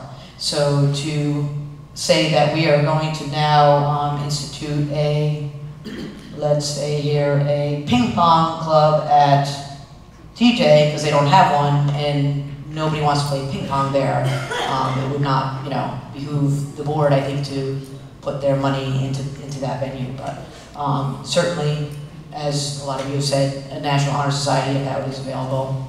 I am a National Honor Society advisor here at the high school, so of course I would be very happy to have a National Honor Society in both middle schools, if that's at all possible, the Junior National Honor Society. So hopefully just a little bit of clarification from the association's point. Thank you. No, I need to volunteer. I don't know if I have time for that, but if I can clear some time on the schedule, I'll certainly run over there. All right, thank you. No. David Tratner, 310 Allison Street. I do have a question on, where is this? This is page 17, P4, C and D. I understand these are promotions for Ms. Gehrig and Mr. Levitan. What I don't understand is the person who left in July, and now instead of hiring somebody in August, we're pulling classroom teachers out of the classroom in November.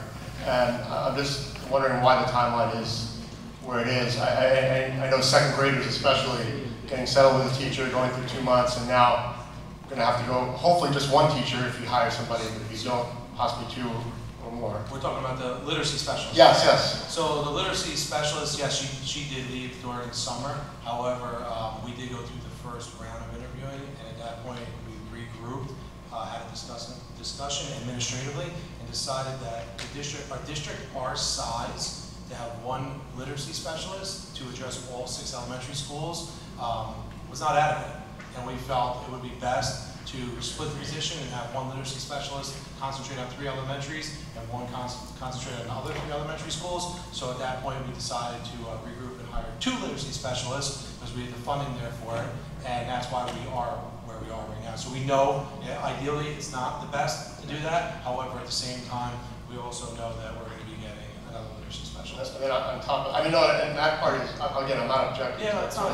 I mean, the other part is the parents finding out when they see the agenda, which is obviously, again, unavoidable. I just, it's something that if there's a way to find out a different way to do it. David, I understand, and I'm sure I received those phone calls today, but I will tell you it's a double-edged sword, because if I don't post the agenda, people are going to say, you didn't post the agenda, let us know. unfortunately, fortunately, we posted the agenda, and then people called up and said, why are you putting this person on? So, you know, we had to bring it before the board. The board has to vote on it, so that's why we are where we are right now. Okay, yeah, I just wanted to voice that, but No yeah, problem. no, I understand.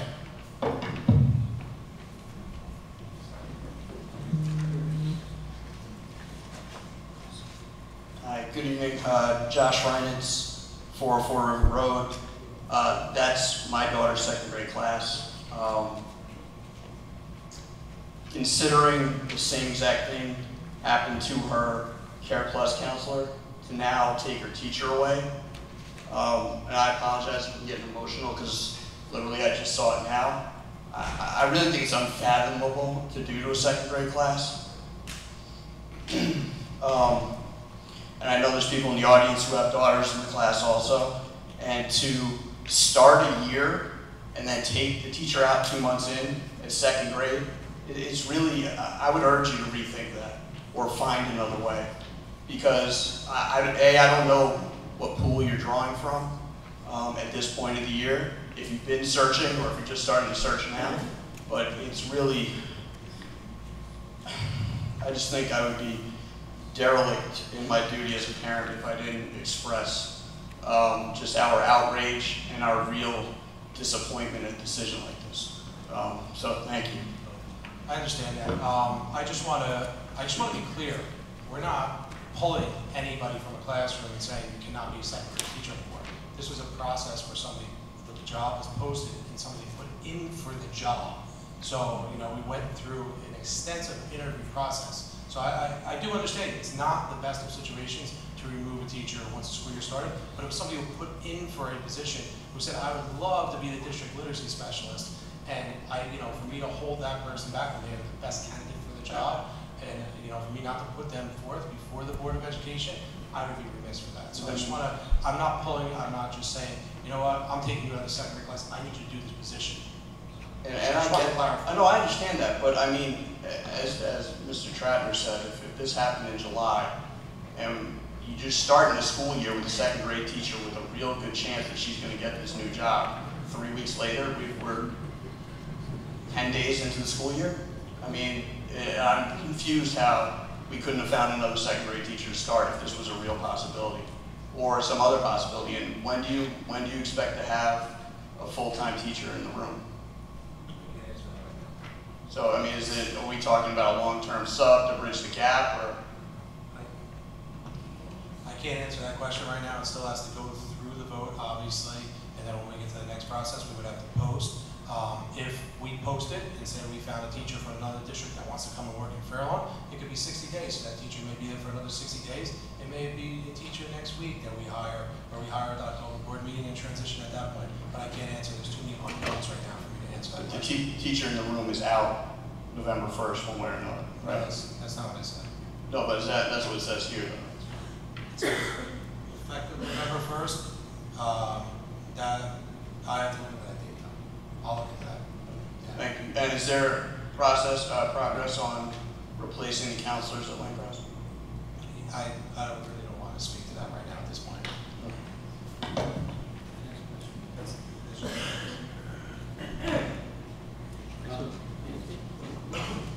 When a teacher gets replaced, is there a way that they're allowed to do a transition that both teachers are in the classroom? I know that there are a lot of rules and regulations that go to employment, but is it possible that those second grade classes could at least have the benefit of having both teachers in and allowing students to create a comfort zone with their old teacher there, with their new teacher there, at least to kind of allow kids to be more comfortable in those classrooms? Are we allowed to do that? Yeah, absolutely. And the beauty about a position like this is it's not somebody who's teaching all day in like another second grade class in Radnor and say, this person is going to be a literacy specialist. So I'm sure working with our supervisors and our administration, our building principal, we could talk about a possible transition plan or something that could hopefully ease that transition and make it a little bit smoother. So, yes. Thank you.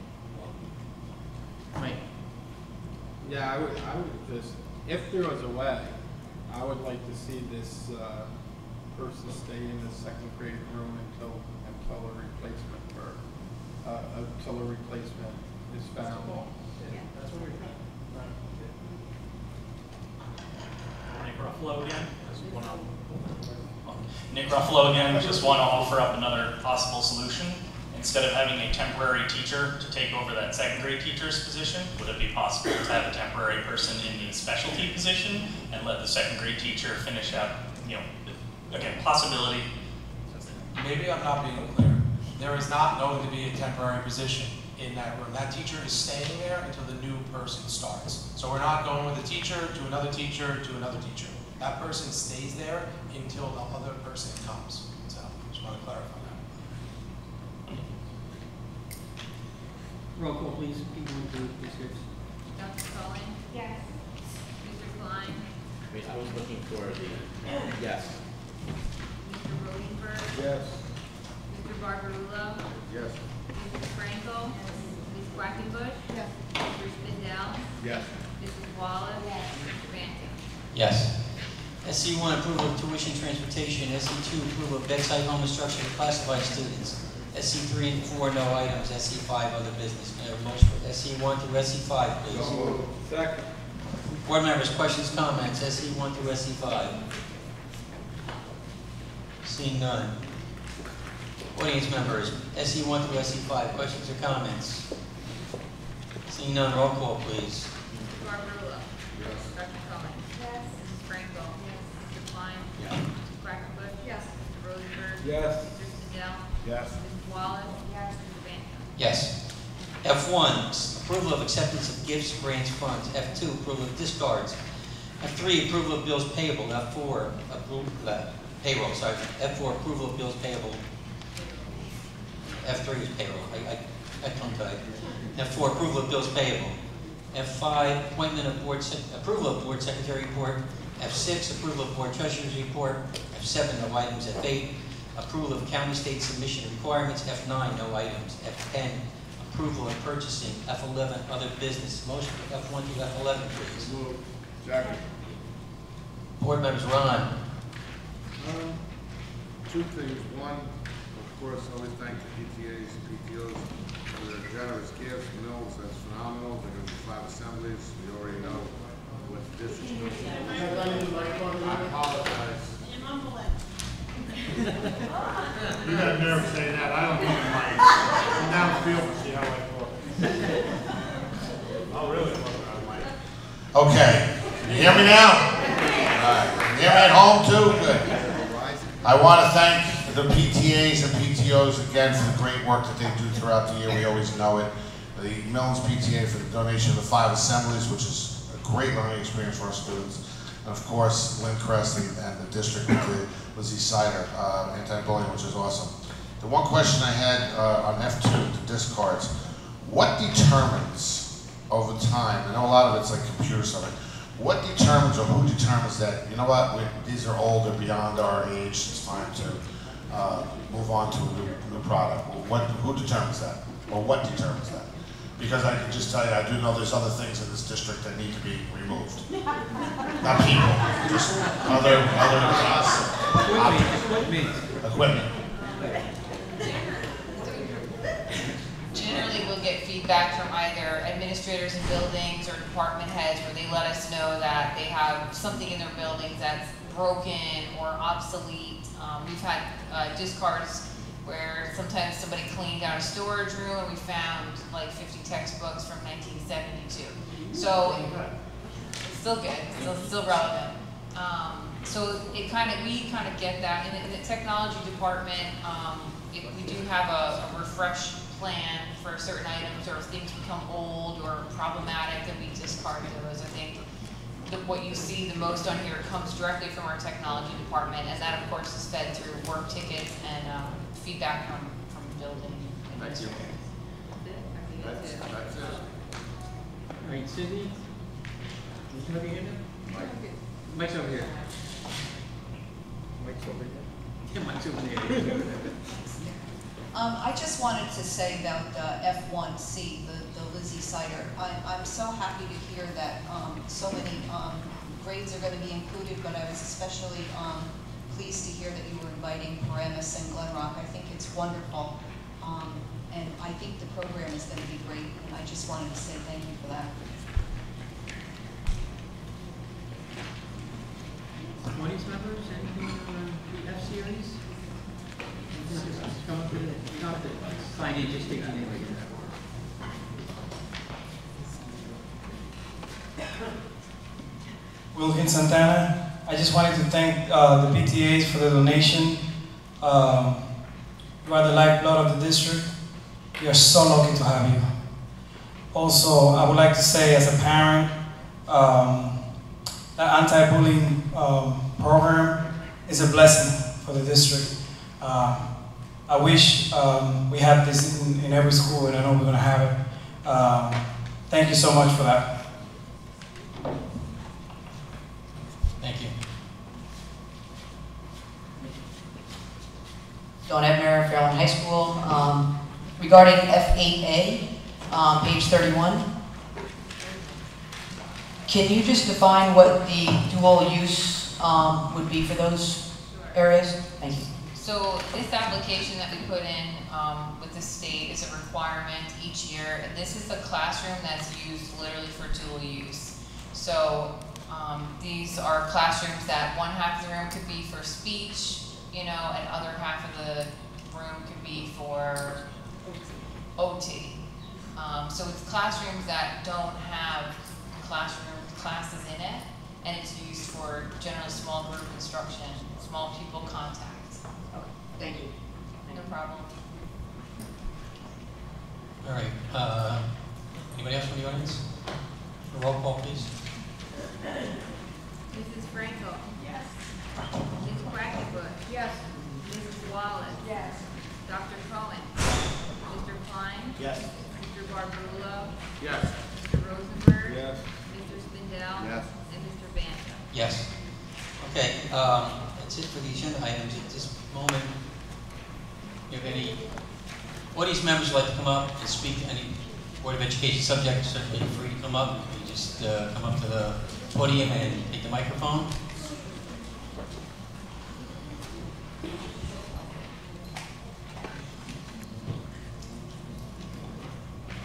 Is it on? Yeah, Good that's evening, it. everybody. Thank you. My name is Joan Goldstein. I live at 12 Bedford Place, and I chair the Green Team in town. And I particularly would like to thank Dr. Cohen and Mr. Klein for their support of the safe streets and safe ways to schools. Thank you. Can you just sign your name?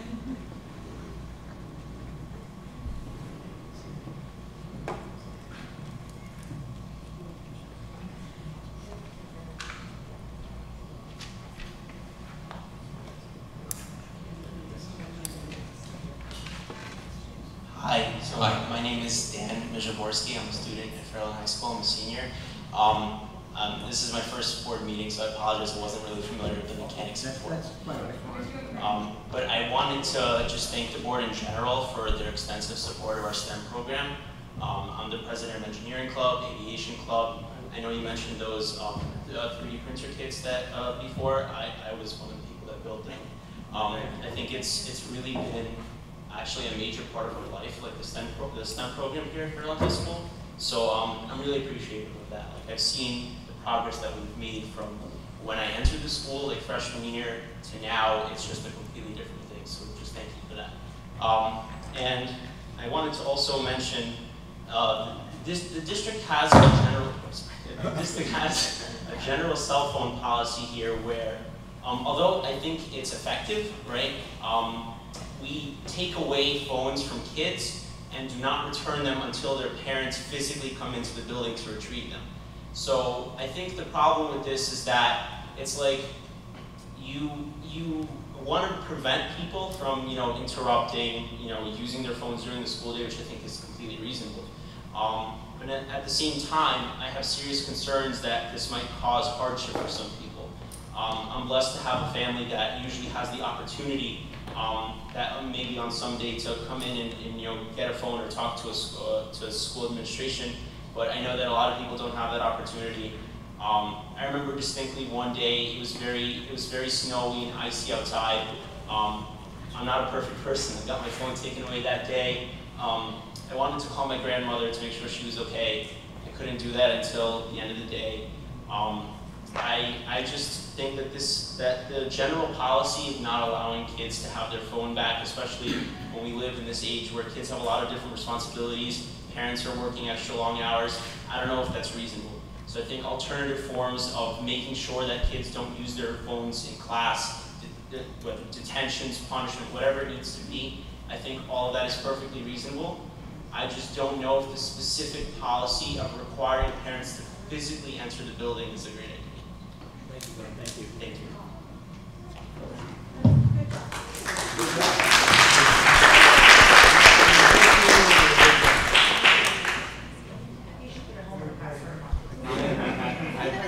Just to let you know, son, don't go nowhere. You did a great job. Just to let you know, we're going to be saying in a few minutes, we're setting up another policy meeting coming up in October, so I will bring that, as the policy chairman, I will bring that up and we'll review that policy and see if we have any suggestions. Okay, thank you. I really appreciate that. No problem.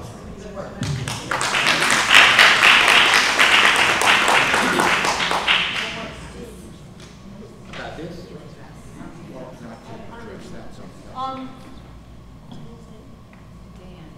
Dan, the school has the, use the mic.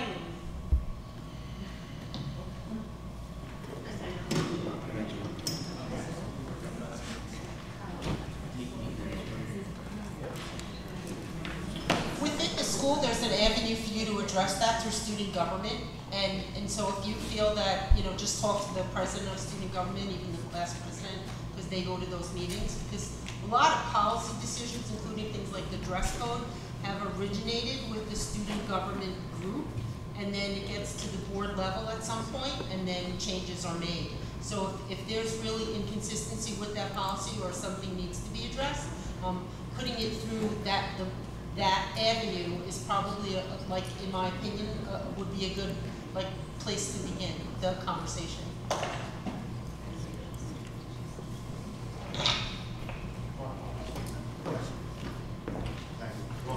I know it's late, but I have 4 items that I wanted to bring to your attention. Wait, Mark, are we done with the audience? Okay, go ahead. You gave me the mic, so I know, but go ahead, Mark. It's all yours. The first one is, if I have correct recollection of this, we were supposed to have a report on REACH tonight.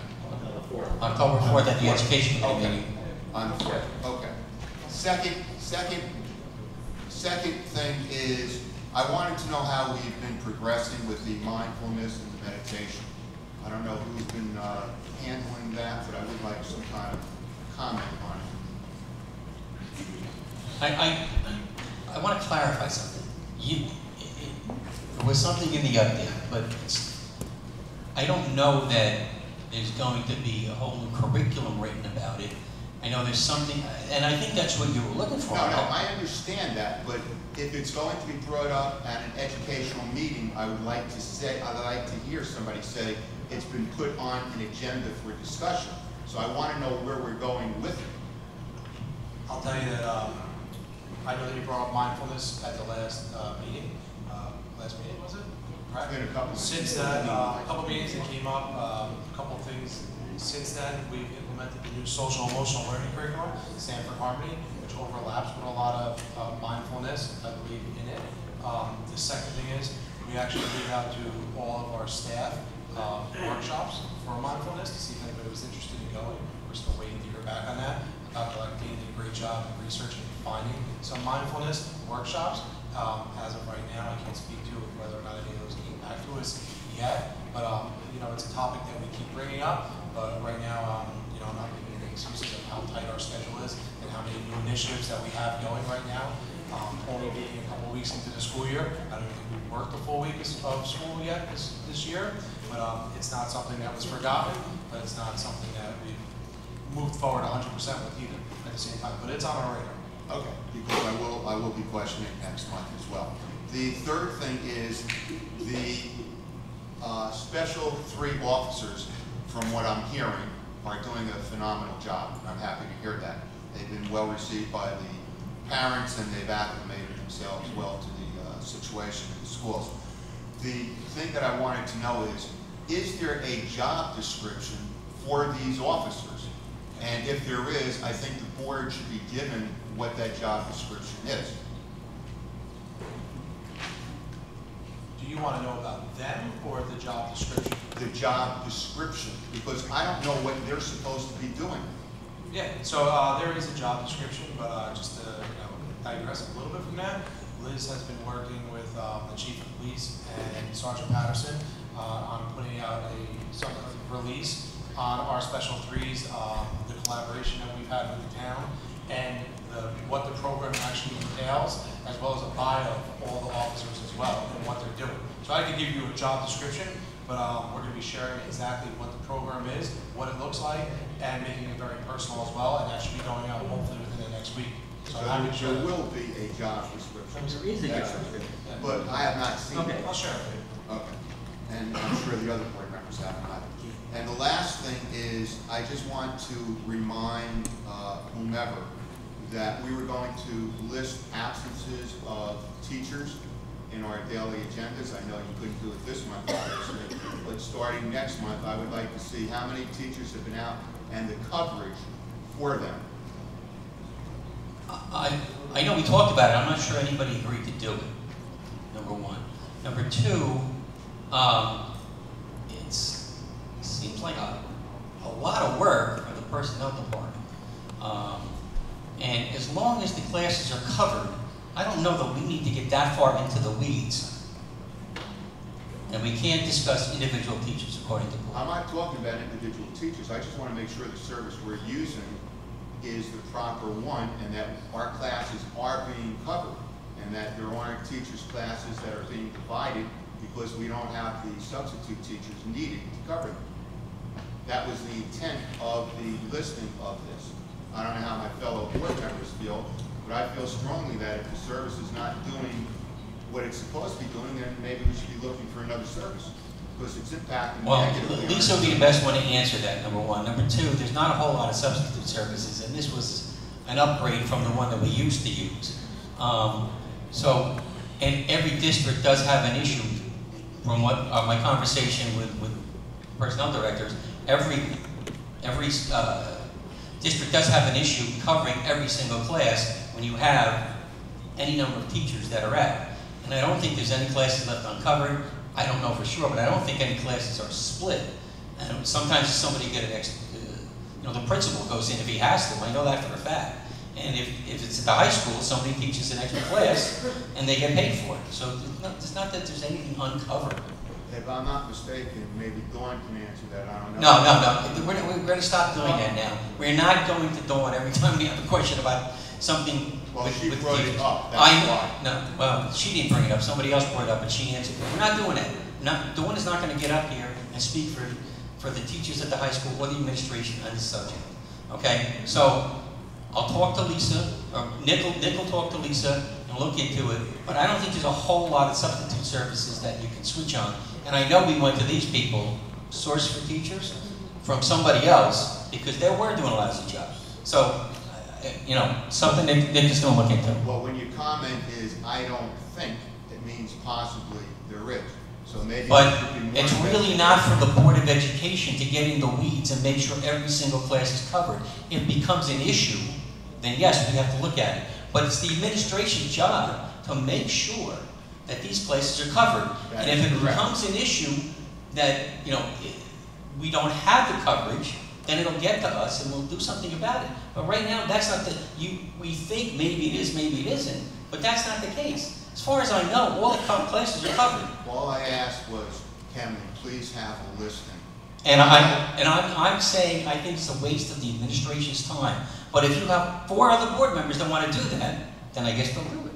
It's a waste for the administration to put together information that's not necessary for us to oversee the district. Lisa said it was not that cumbersome to do, if I recall. I don't remember her saying that. I do.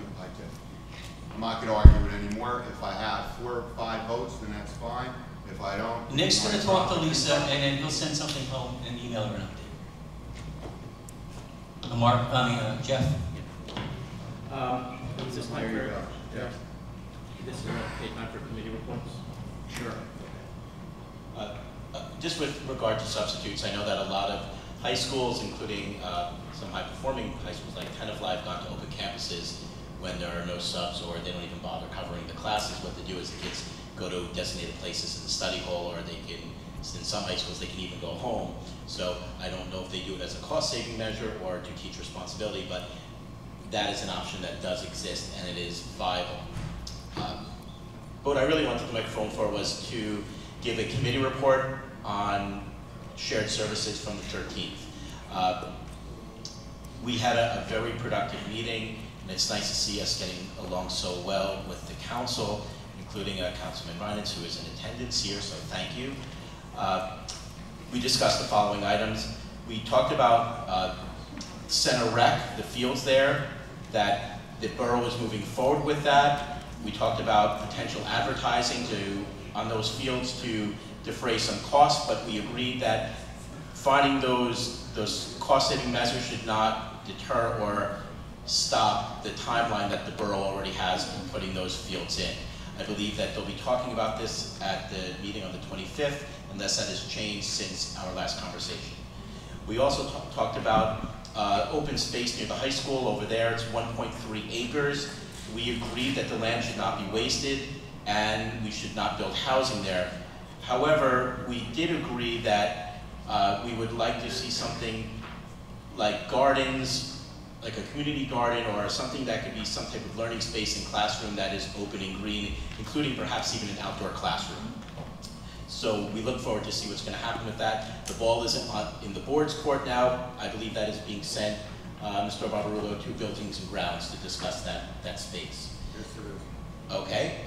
Then we spoke about there was pedestrian safety at the high school. I'm going to need some clarification because my notes were a little messy on this. I know that the Board of Ed is looking into or going to purchase blinking lights in front of the high school now to increase student pedestrian safety, specifically for after-school activities when kids are leaving there, so they'll have blinking lights. I know that we want to extend that the next year to both middle schools. So we're very pleased with that. I know that we'll be purchasing, the board I believe will be purchasing the first ones through an agreement that the borough has, purchasing it through I was under the impression we were splitting the cost. We're splitting the cost on that? Yes, we're Even splitting the better. cost of the equipment, and their people are going to And they're going to put it in. because they have the knowledge and the know-how. Okay. I was under the impression that we were paying for the first one and then we were going to see what happens next year at the middle schools. I apologize. Next, we did talk a lot about safe routes to school. We had a really good brainstorming session. I believe that there is consensus for both bodies. I will not speak for the borough council, but we agreed to take this to the board where we would pass a resolution adopting safe routes to schools. We passed around a lot of ideas. For example, I have to admit my favorite, remote drop-off points. So the drop-off point is not just only at one school, where we can alleviate a lot of that crowding and the danger that goes along with it.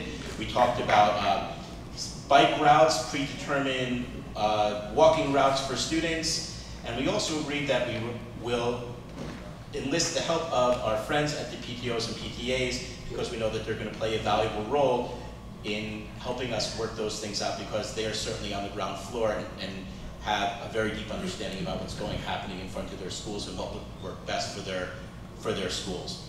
In other business, the sidewalk at Westmoreland is being put in at, I believe, at the board's cost, but we're using the borough's paving contract as a means to save money. That is my report for shared services. Again, I would really like to give a very deep thank you to the borough for participating with us. And as I said in the meeting, it was, you know, there are tougher meetings than others, but there are times where you really felt good things were done. And I have to admit that I really walked away from that meeting feeling fulfilled as a public official. So again, thank you for that to the borough and to my colleagues on the board. Well, the public comment portion of the meeting is over. When you switched it on the agenda, usually the board comments are first, so I just had a No. Well, it is on the agenda. It's board Well, comments and public comment. That's incorrect, because I just had the entire public get up, and I asked if anybody wanted to speak, and nobody else said anything. Usually it's the other way around. No, it hasn't been the other way around. I've been doing it public first, because I know the public waits a long time to speak. So I've been doing it that way since I've been president for almost 3 years. Just the last couple months. No, that's incorrect. But, you know, we're done with, I said, does anybody else in the public want to speak? And nobody said anything. Thank you, David. I did say that. Go back and look at the tape, which I'm sure you'll do later. Emily.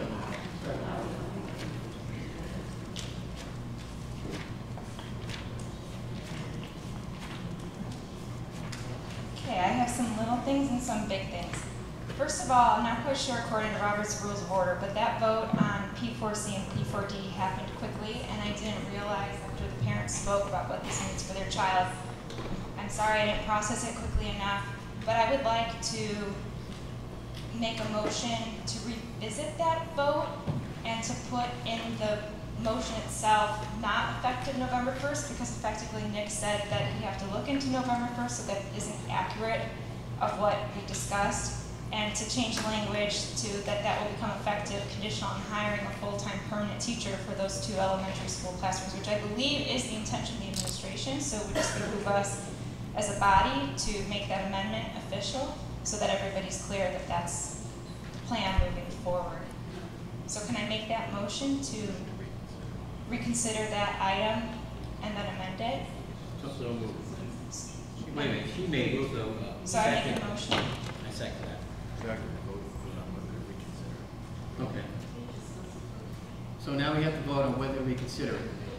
Let's look right again. Oh, wait. Hold on. Let's look.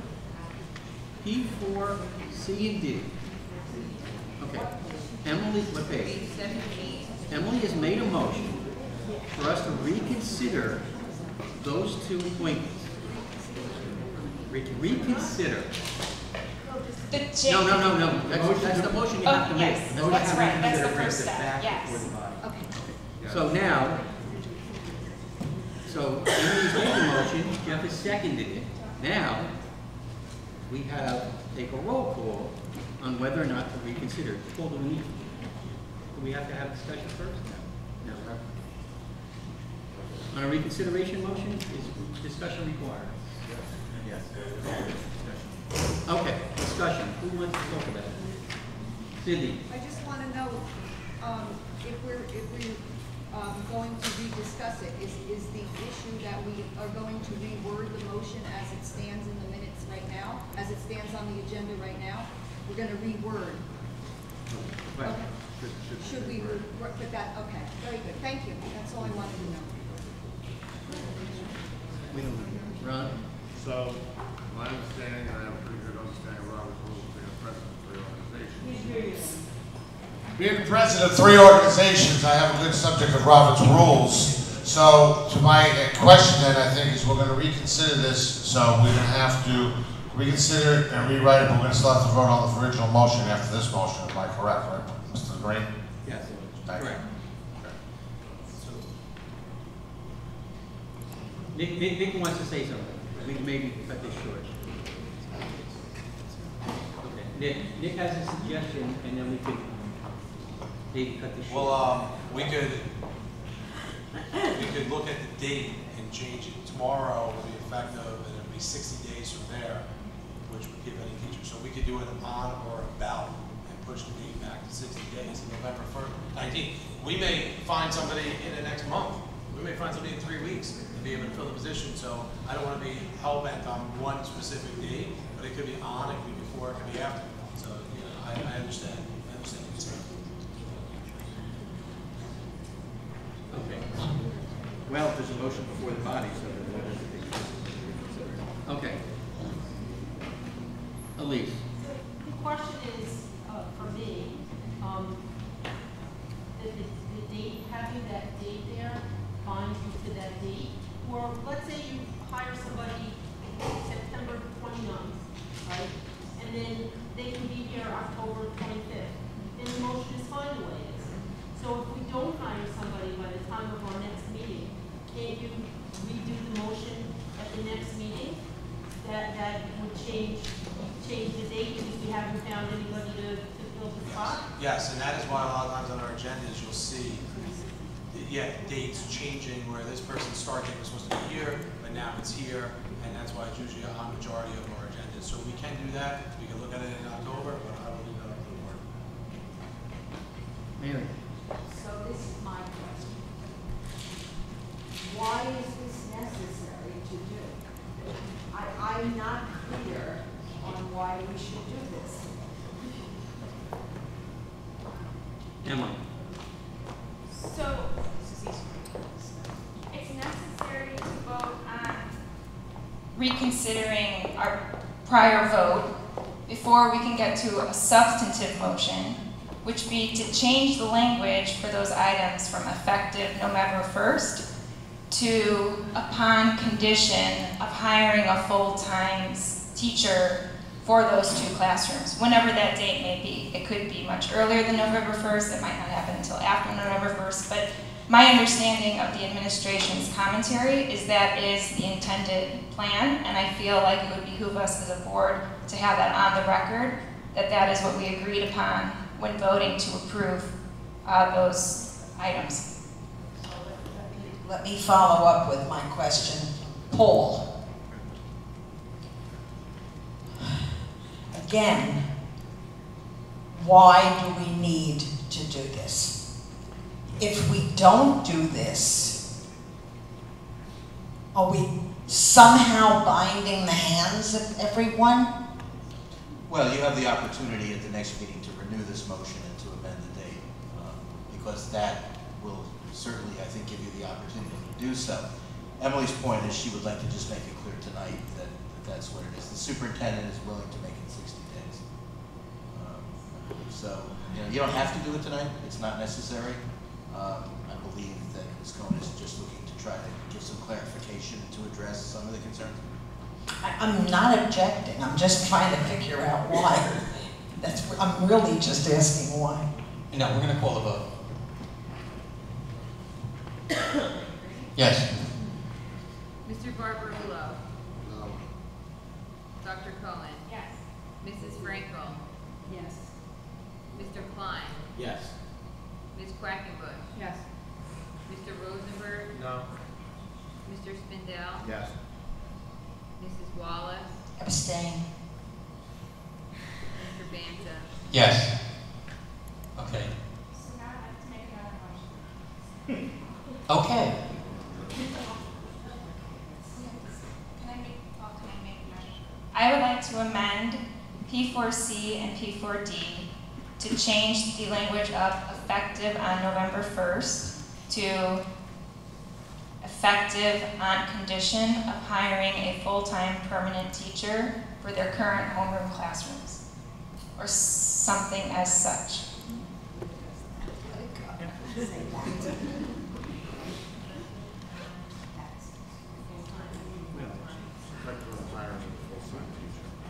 Permanent, full-time.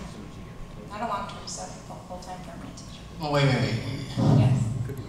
And I think that's kind of boxing them in, because if you can't find the right person and you want to hire, you can hire a long-term sub for the year, and that does not disturb those children.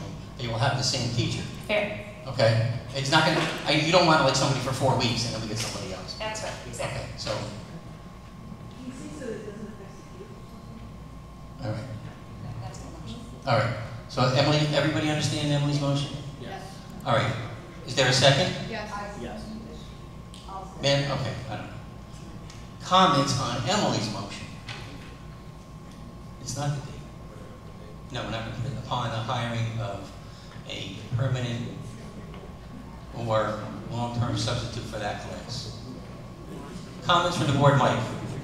I just want to say, my no vote before was because when I questioned the superintendent, it was because the superintendent, when I questioned the superintendent before, he assured me that that was his intent, was to make sure that there was a permanent teacher in that room for the year. Okay, we'll say it that way. And I was satisfied with that. I'm going to vote yes for the motion because we decided that. that we were gonna put the language in, but I had all trust in what the superintendent said his intent was, so. Thanks, Mike. Ron? That's the same reason why I voted no, because of what he said. I had spoken to him about this. So he said he wasn't taking the teacher out until there was a permanent replacement there. Didn't have to worry about the literacy right now. I was happy with that. So I'm voting yes for this motion. Okay, so I want to reiterate that. However, I have complete faith in the administration that they're going to do what's necessary to protect the children of this district and to do what's right for each individual child in class. However, I understand the trepidation from the audience that perhaps there might be some change of plan that goes awry. So if we do it this way, then we know, the public knows, that there will be no action taken without that person being hired, even though I think all the board knew that that was going to be the case. So that being said, now, because this is an open motion, I'm going to go back to the public, see if they have any questions or comments on Emily's motion. And here comes Dawn. Yeah, and I think here comes Dawn. It's not really that far off either. Okay, hopefully I don't need the mic, but my question is, in the event that a long-term sub is hired for the position until the end of the year, would that long-term sub be an individual who is on contract, or could it potentially be a source for teachers, long-term sub until the end of the school year? Once again, I would like to clarify and be clear for everybody, I have no intentions, and I'm saying it live stream so everybody can hear me, hold me to it, I have zero intentions on hiring a long-term sub. That person, we want to hire a teacher for that job. I do not want to hire a start the year a second grade teacher, put a substitute in, a long-term sub, source for teacher, whatever you want to say, and then hire a teacher. It's going to be a transition from this person to a full-time teacher. Okay, so it'll be an on-contract full-time Yes. teacher. Thank you, thank you. Public, still with the public. Hey, mom voice. I stole it, my mom voice. Mom voice. Although I'd like to voice, mom who's your voice voice? rather than that. Share mom voice. Lauren DeCero, 6-18 4th Street. I just wanted to say that my daughter had the pleasure of having Mrs. Garrick, and I cannot think of a more deserving human being and educator for this position. She moved leaps and bounds with Kaylee last year, and it is such a plus for our district to have her in a role like this, and I just feel like I'm a Lindcrest parent. I had the opportunity to have her for an entire year, and I think that she just did a fantastic job. So I understand where some of my other Lindcrest parents are, and I understand how they feel, but I do think that Mrs. Garrick, she's wonderful. I can't say enough good things about her as an educator, and I just felt like that needed to be said on top of, parents, losing her. I get that too, so. Okay, thank you. Don't forget to sign in. Oh, you took the pen too, Natalie? Come on. I did not even blood to sign in here. There's a bin. You want to say something about the motion, Jeff? It's only a little indirect, so I'll just wait. Okay. All right. All right. Brooke, you good to go? Okay. Call the roll, please. Mr. Barbarulo. Yes. Dr. Cohen. Yes. Mrs. Frankel. Yes. Mr. Klein. Yes. Ms. Quackenbush. Yes. Mr. Rosenberg. Yes. Mr. Spindell. Yes. Mrs. Wallace. Yes. And Mr. Banta. Yes. Emily? Okay, so following up on the park presentation, I would like to officially request to the administration that when the principals present on park at their individual schools, that the copy of those presentations, assuming they're going to be PowerPoint slides, be shared with all of the board members. And I think they're posted on the website for the schools. I'd still request that they be emailed to board members if that's not too much of a hassle. I'd also like to ask that the board be notified of when the school-specific presentations will take place, so that we all should have an opportunity to attend if we want to and are able.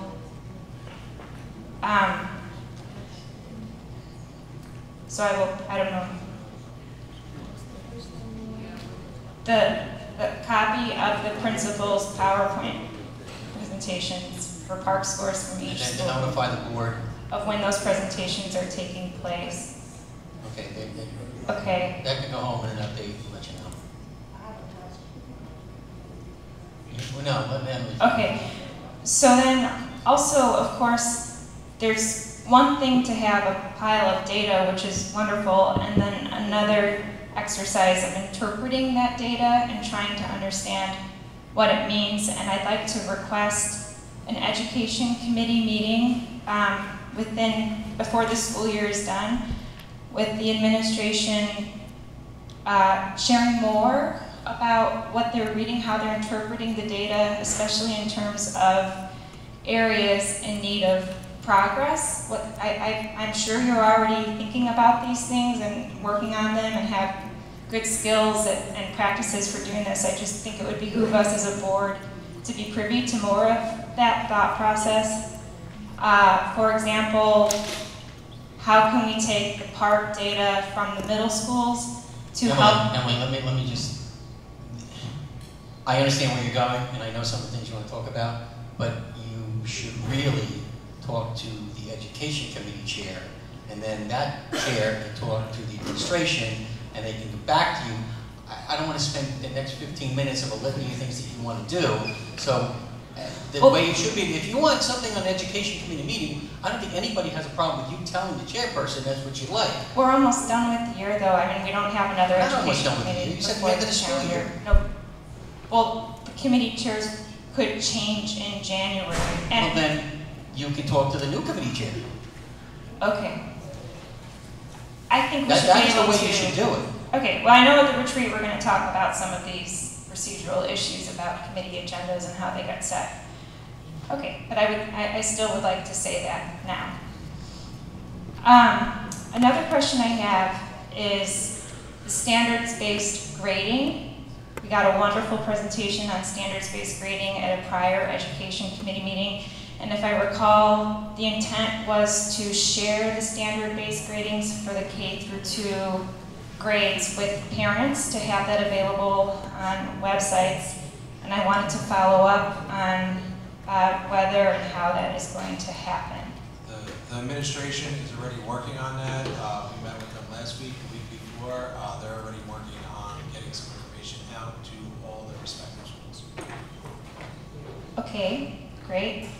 We also have a policy committee meeting on November 1st. It's not going to be November 1st, I'll tell you right now, it's not. We'll go over the meetings and we'll, it's not going to be November 1st. Okay. Okay. Well, then I will make this a more general comment about an issue. It could be on the policy committee, it could be a work session, but it's an issue that I feel that we as a board need to address sooner rather than later. And that is our ongoing enrollment issues. We had our first enrollee into Fairlawn Public School from Aberrant Crossings. Those buildings are going up quickly. I think it would behoove us as a board to talk about where those children are going to go to school, where they are going to be zoned for, if we want to continue soft borders for them, or hard zone them for some place, and then soft border is necessary. I also would like to be able to discuss how our soft borders policy is working to alleviate large classroom sizes this year, with projections for how it might work next year based on what we learned from this year, and also, of course, the longer term. Will this be enough after the middle school expansion happens, as new developments come into Fairlawn especially? So I hope we will discuss that before the end of this calendar year at a policy committee meeting or at a work session. I also wanted to request a board work session on the strategic plan that would be open to the community as well. I understand that there has been progress made on the strategic plan, and as opposed to it just coming to the board to approve or not, I think it would be a wonderful opportunity to have a work session at some point where the board can take a closer look at it, discuss aspects, and community members can have comments and questions as well. And on the note of Mark's comment about mindfulness, my understanding is that there might be a mindfulness program happening at one of our elementary schools already in a more formalized way. And I'd like to encourage the administration to consider that as a pilot program and to look into perhaps evaluating that program. How are they able to fit it into a busy schedule? And is it working? And do we want to scale that up and replicate it to other elementary schools? And then on the topic of absences, there was some discussion that coverage for substitutes is particularly problematic on certain days of the calendar year, where a lot of teachers seem to be taking off days en masse. And so maybe we're not going to change our company to find substitutes, but as a board, we might be able to do things with the calendar to alleviate some of the days where this is an issue. And this reiterates a point I've made on requesting that we actually have a work session on the calendar before we're asked to approve it for the next year. And perhaps some of that data on dates where the coverage has been a problem, we can address by working around days off from school if the teachers aren't going to be there in the first place and just prevent the issue. Thank you. Ron wants to make a comment about policy. The answer to your question for the policy meeting, number one, they just wanted to put a date on. Nobody discussed it with me as chairman, and unfortunately that night I am unavailable. I am the president of the state association, and that's my meeting. Number two, we were sent an email by our superintendent, Mr. Norcia, to myself and Mr. Banta, the president, and also as the policy chairman, to look at the soft borders policy and so many other things. So I appreciate your concern. You brought this concern up the other night at the shared services meeting, and I said to you we were going to look into it, and when I say I'll do something, I will do it. So it will be in the policy meeting, and we are reviewing that policy. And we are also looking at the Radburn crossings, and yes, as far as they're going up very fast, doesn't mean they're all going to be filled up within the next 3 months, but we are maintaining and keeping an eye on it. Mr. Norcia checks every day to see what's going on, but they're just issuing COs now.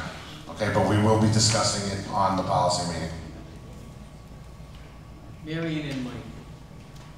It's a different topic. That's okay. I would like to request, if possible, that we review how we have set up our agenda. 3 years ago, we went through 40 items or more, and then had board comments and comments from the public. I can understand where that is just too many items and that we should pause more often in order to have comments from the board and comments from the public. But in tonight's agenda, in a few pages, we paused 5 times. Sometimes we paused after only 1 or 2 items. And to my mind, it's one of the things that elongates our board meetings. So I would request that possibly we rethink whoever, the board president and the superintendent, and possibly pause 3 times, whatever, because it just seems to me that we vote on 2 items, we pause, we get comments, we vote, we come. It's just, I think we ought to move on. We ought to expedite. And Brooke, just that's my request. She's been thinking about it and she's going to look into it. Oh, thank you. I'll just tell you why we did it this way. Go ahead. Because it's easier for the auditor to look and see this is a money item, this is a personnel item, this is special education item. So it's a little bit easier for him, but there might be a way to streamline it. Just streamline it a little. I'm not saying I don't want us to run through 52 items like we used to, but... Well, there is a school of thought that you just say any questions or comments on anything without reading it. I'm not saying we should do that, but there are boards that do that. There are boards that do there, that. have a Oh, question, yeah. you know, go ahead. Oh, yeah, I know that. There are many board meetings last an hour. Okay, Mike. A couple of things, just, can you hear me? No. All right. Mike,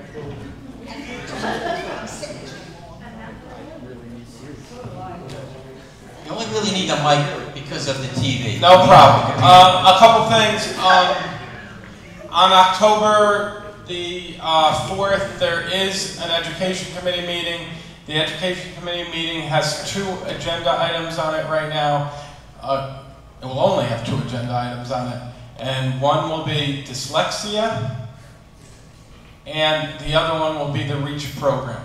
So it is open to the public. It will be taped. It will be taped, and so everyone will be able to see that. And I welcome it at room 19. Okay. Room 19 is at 7 o'clock. It starts at 7 o'clock. Okay.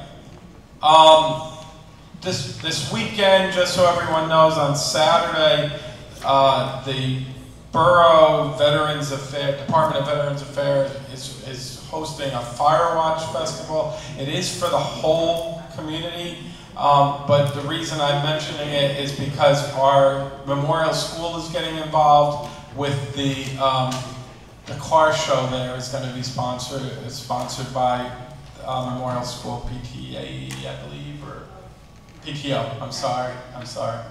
The Memorial School PTO, and I know Mr. Tarquinio is very involved with that. On October, I'm sorry, I just had it. On October the 10th at 6:30 here, there is the League of Women Voters, along with our American Politics and Media students and our Social Studies Honor Society is presenting a Civics for Citizens program. They started that 3 years ago. Last year the board was unable to attend because it was a board meeting. There was a board meeting that night. So I think 2 years ago, I know that me and Jean had a spirited contest with their trivia questions. I won when you lost your internet connection. Yes. Oh, okay. Anyway. I owned up to the technical defect. Anyways, that's from 6:30 to 9:30, and it's actually they're trying to educate the public on the political processes, and I know that Congressman. Assembly people, Congressman Gottheimer are all invited. Mike, we don't need the guest list. What? Okay. Don't need to know the guest list. Thank you. I have the floor, but thank you. And I control the meeting, and we don't need the guest list. It's 10:30. Thank you. Anyway, so everyone's invited for that. Everyone's invited for that. So, and I know the board all got things.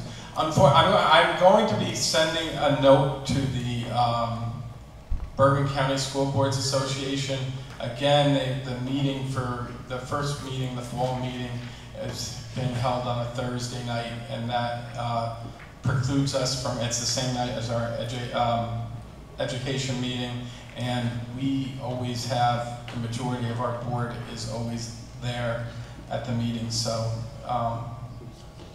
I'm going to be sending a note out, unless anyone has an objection to that. Thank you. Anyone else?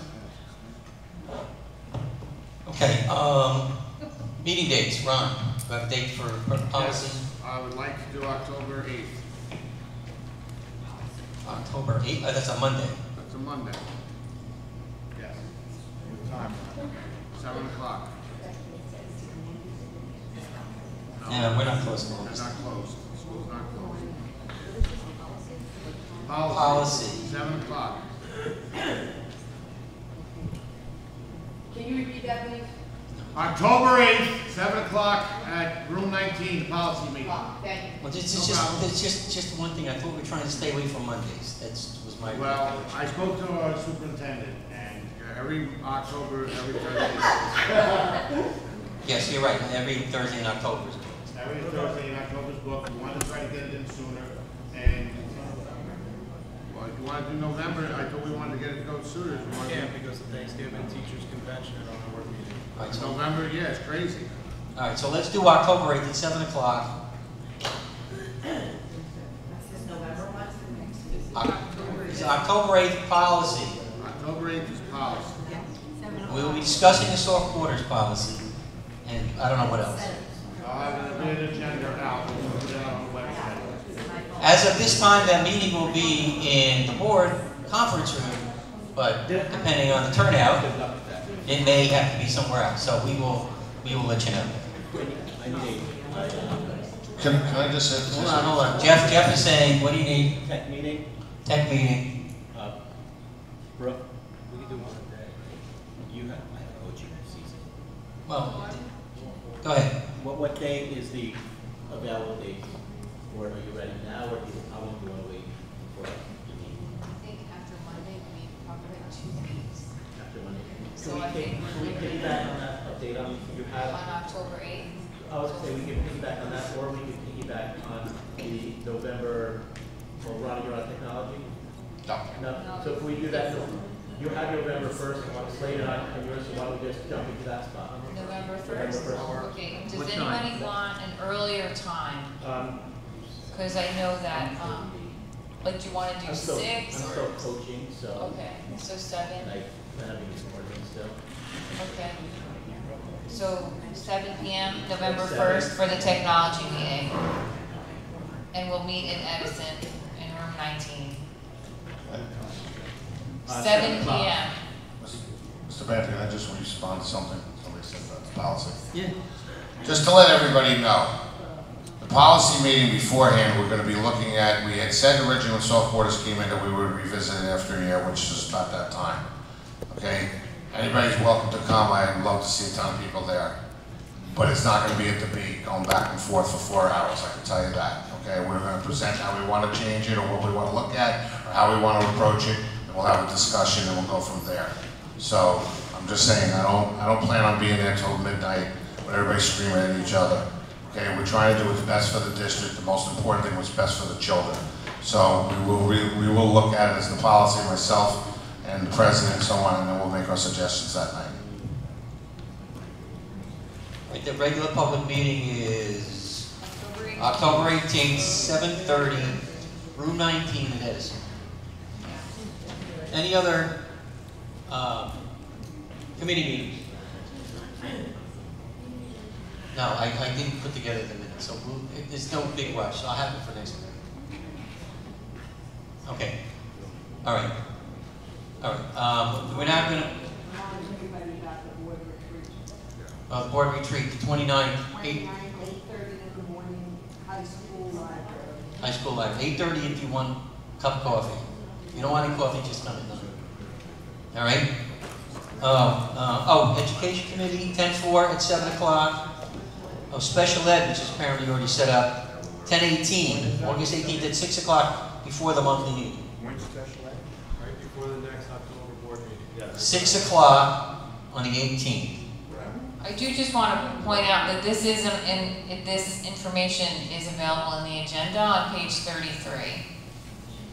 What is coming to this? Special ed. Okay.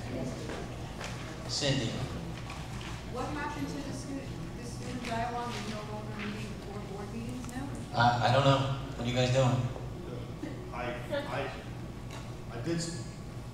I did speak to back to school night last week, so yeah, when you put this on here, we had planned, they didn't want to meet in September, of course, because it was just I knew about yeah, no, I'm saying, but they did say they wanted to meet in October, so when I saw this the other day, I will. Why don't you guys figure it out and send I'll something reach around? out to the student advisor, and we can maybe make it at another time. That's fine. So special ed is going to be at 6 o'clock? Correct. Yes. Thank you. Okay.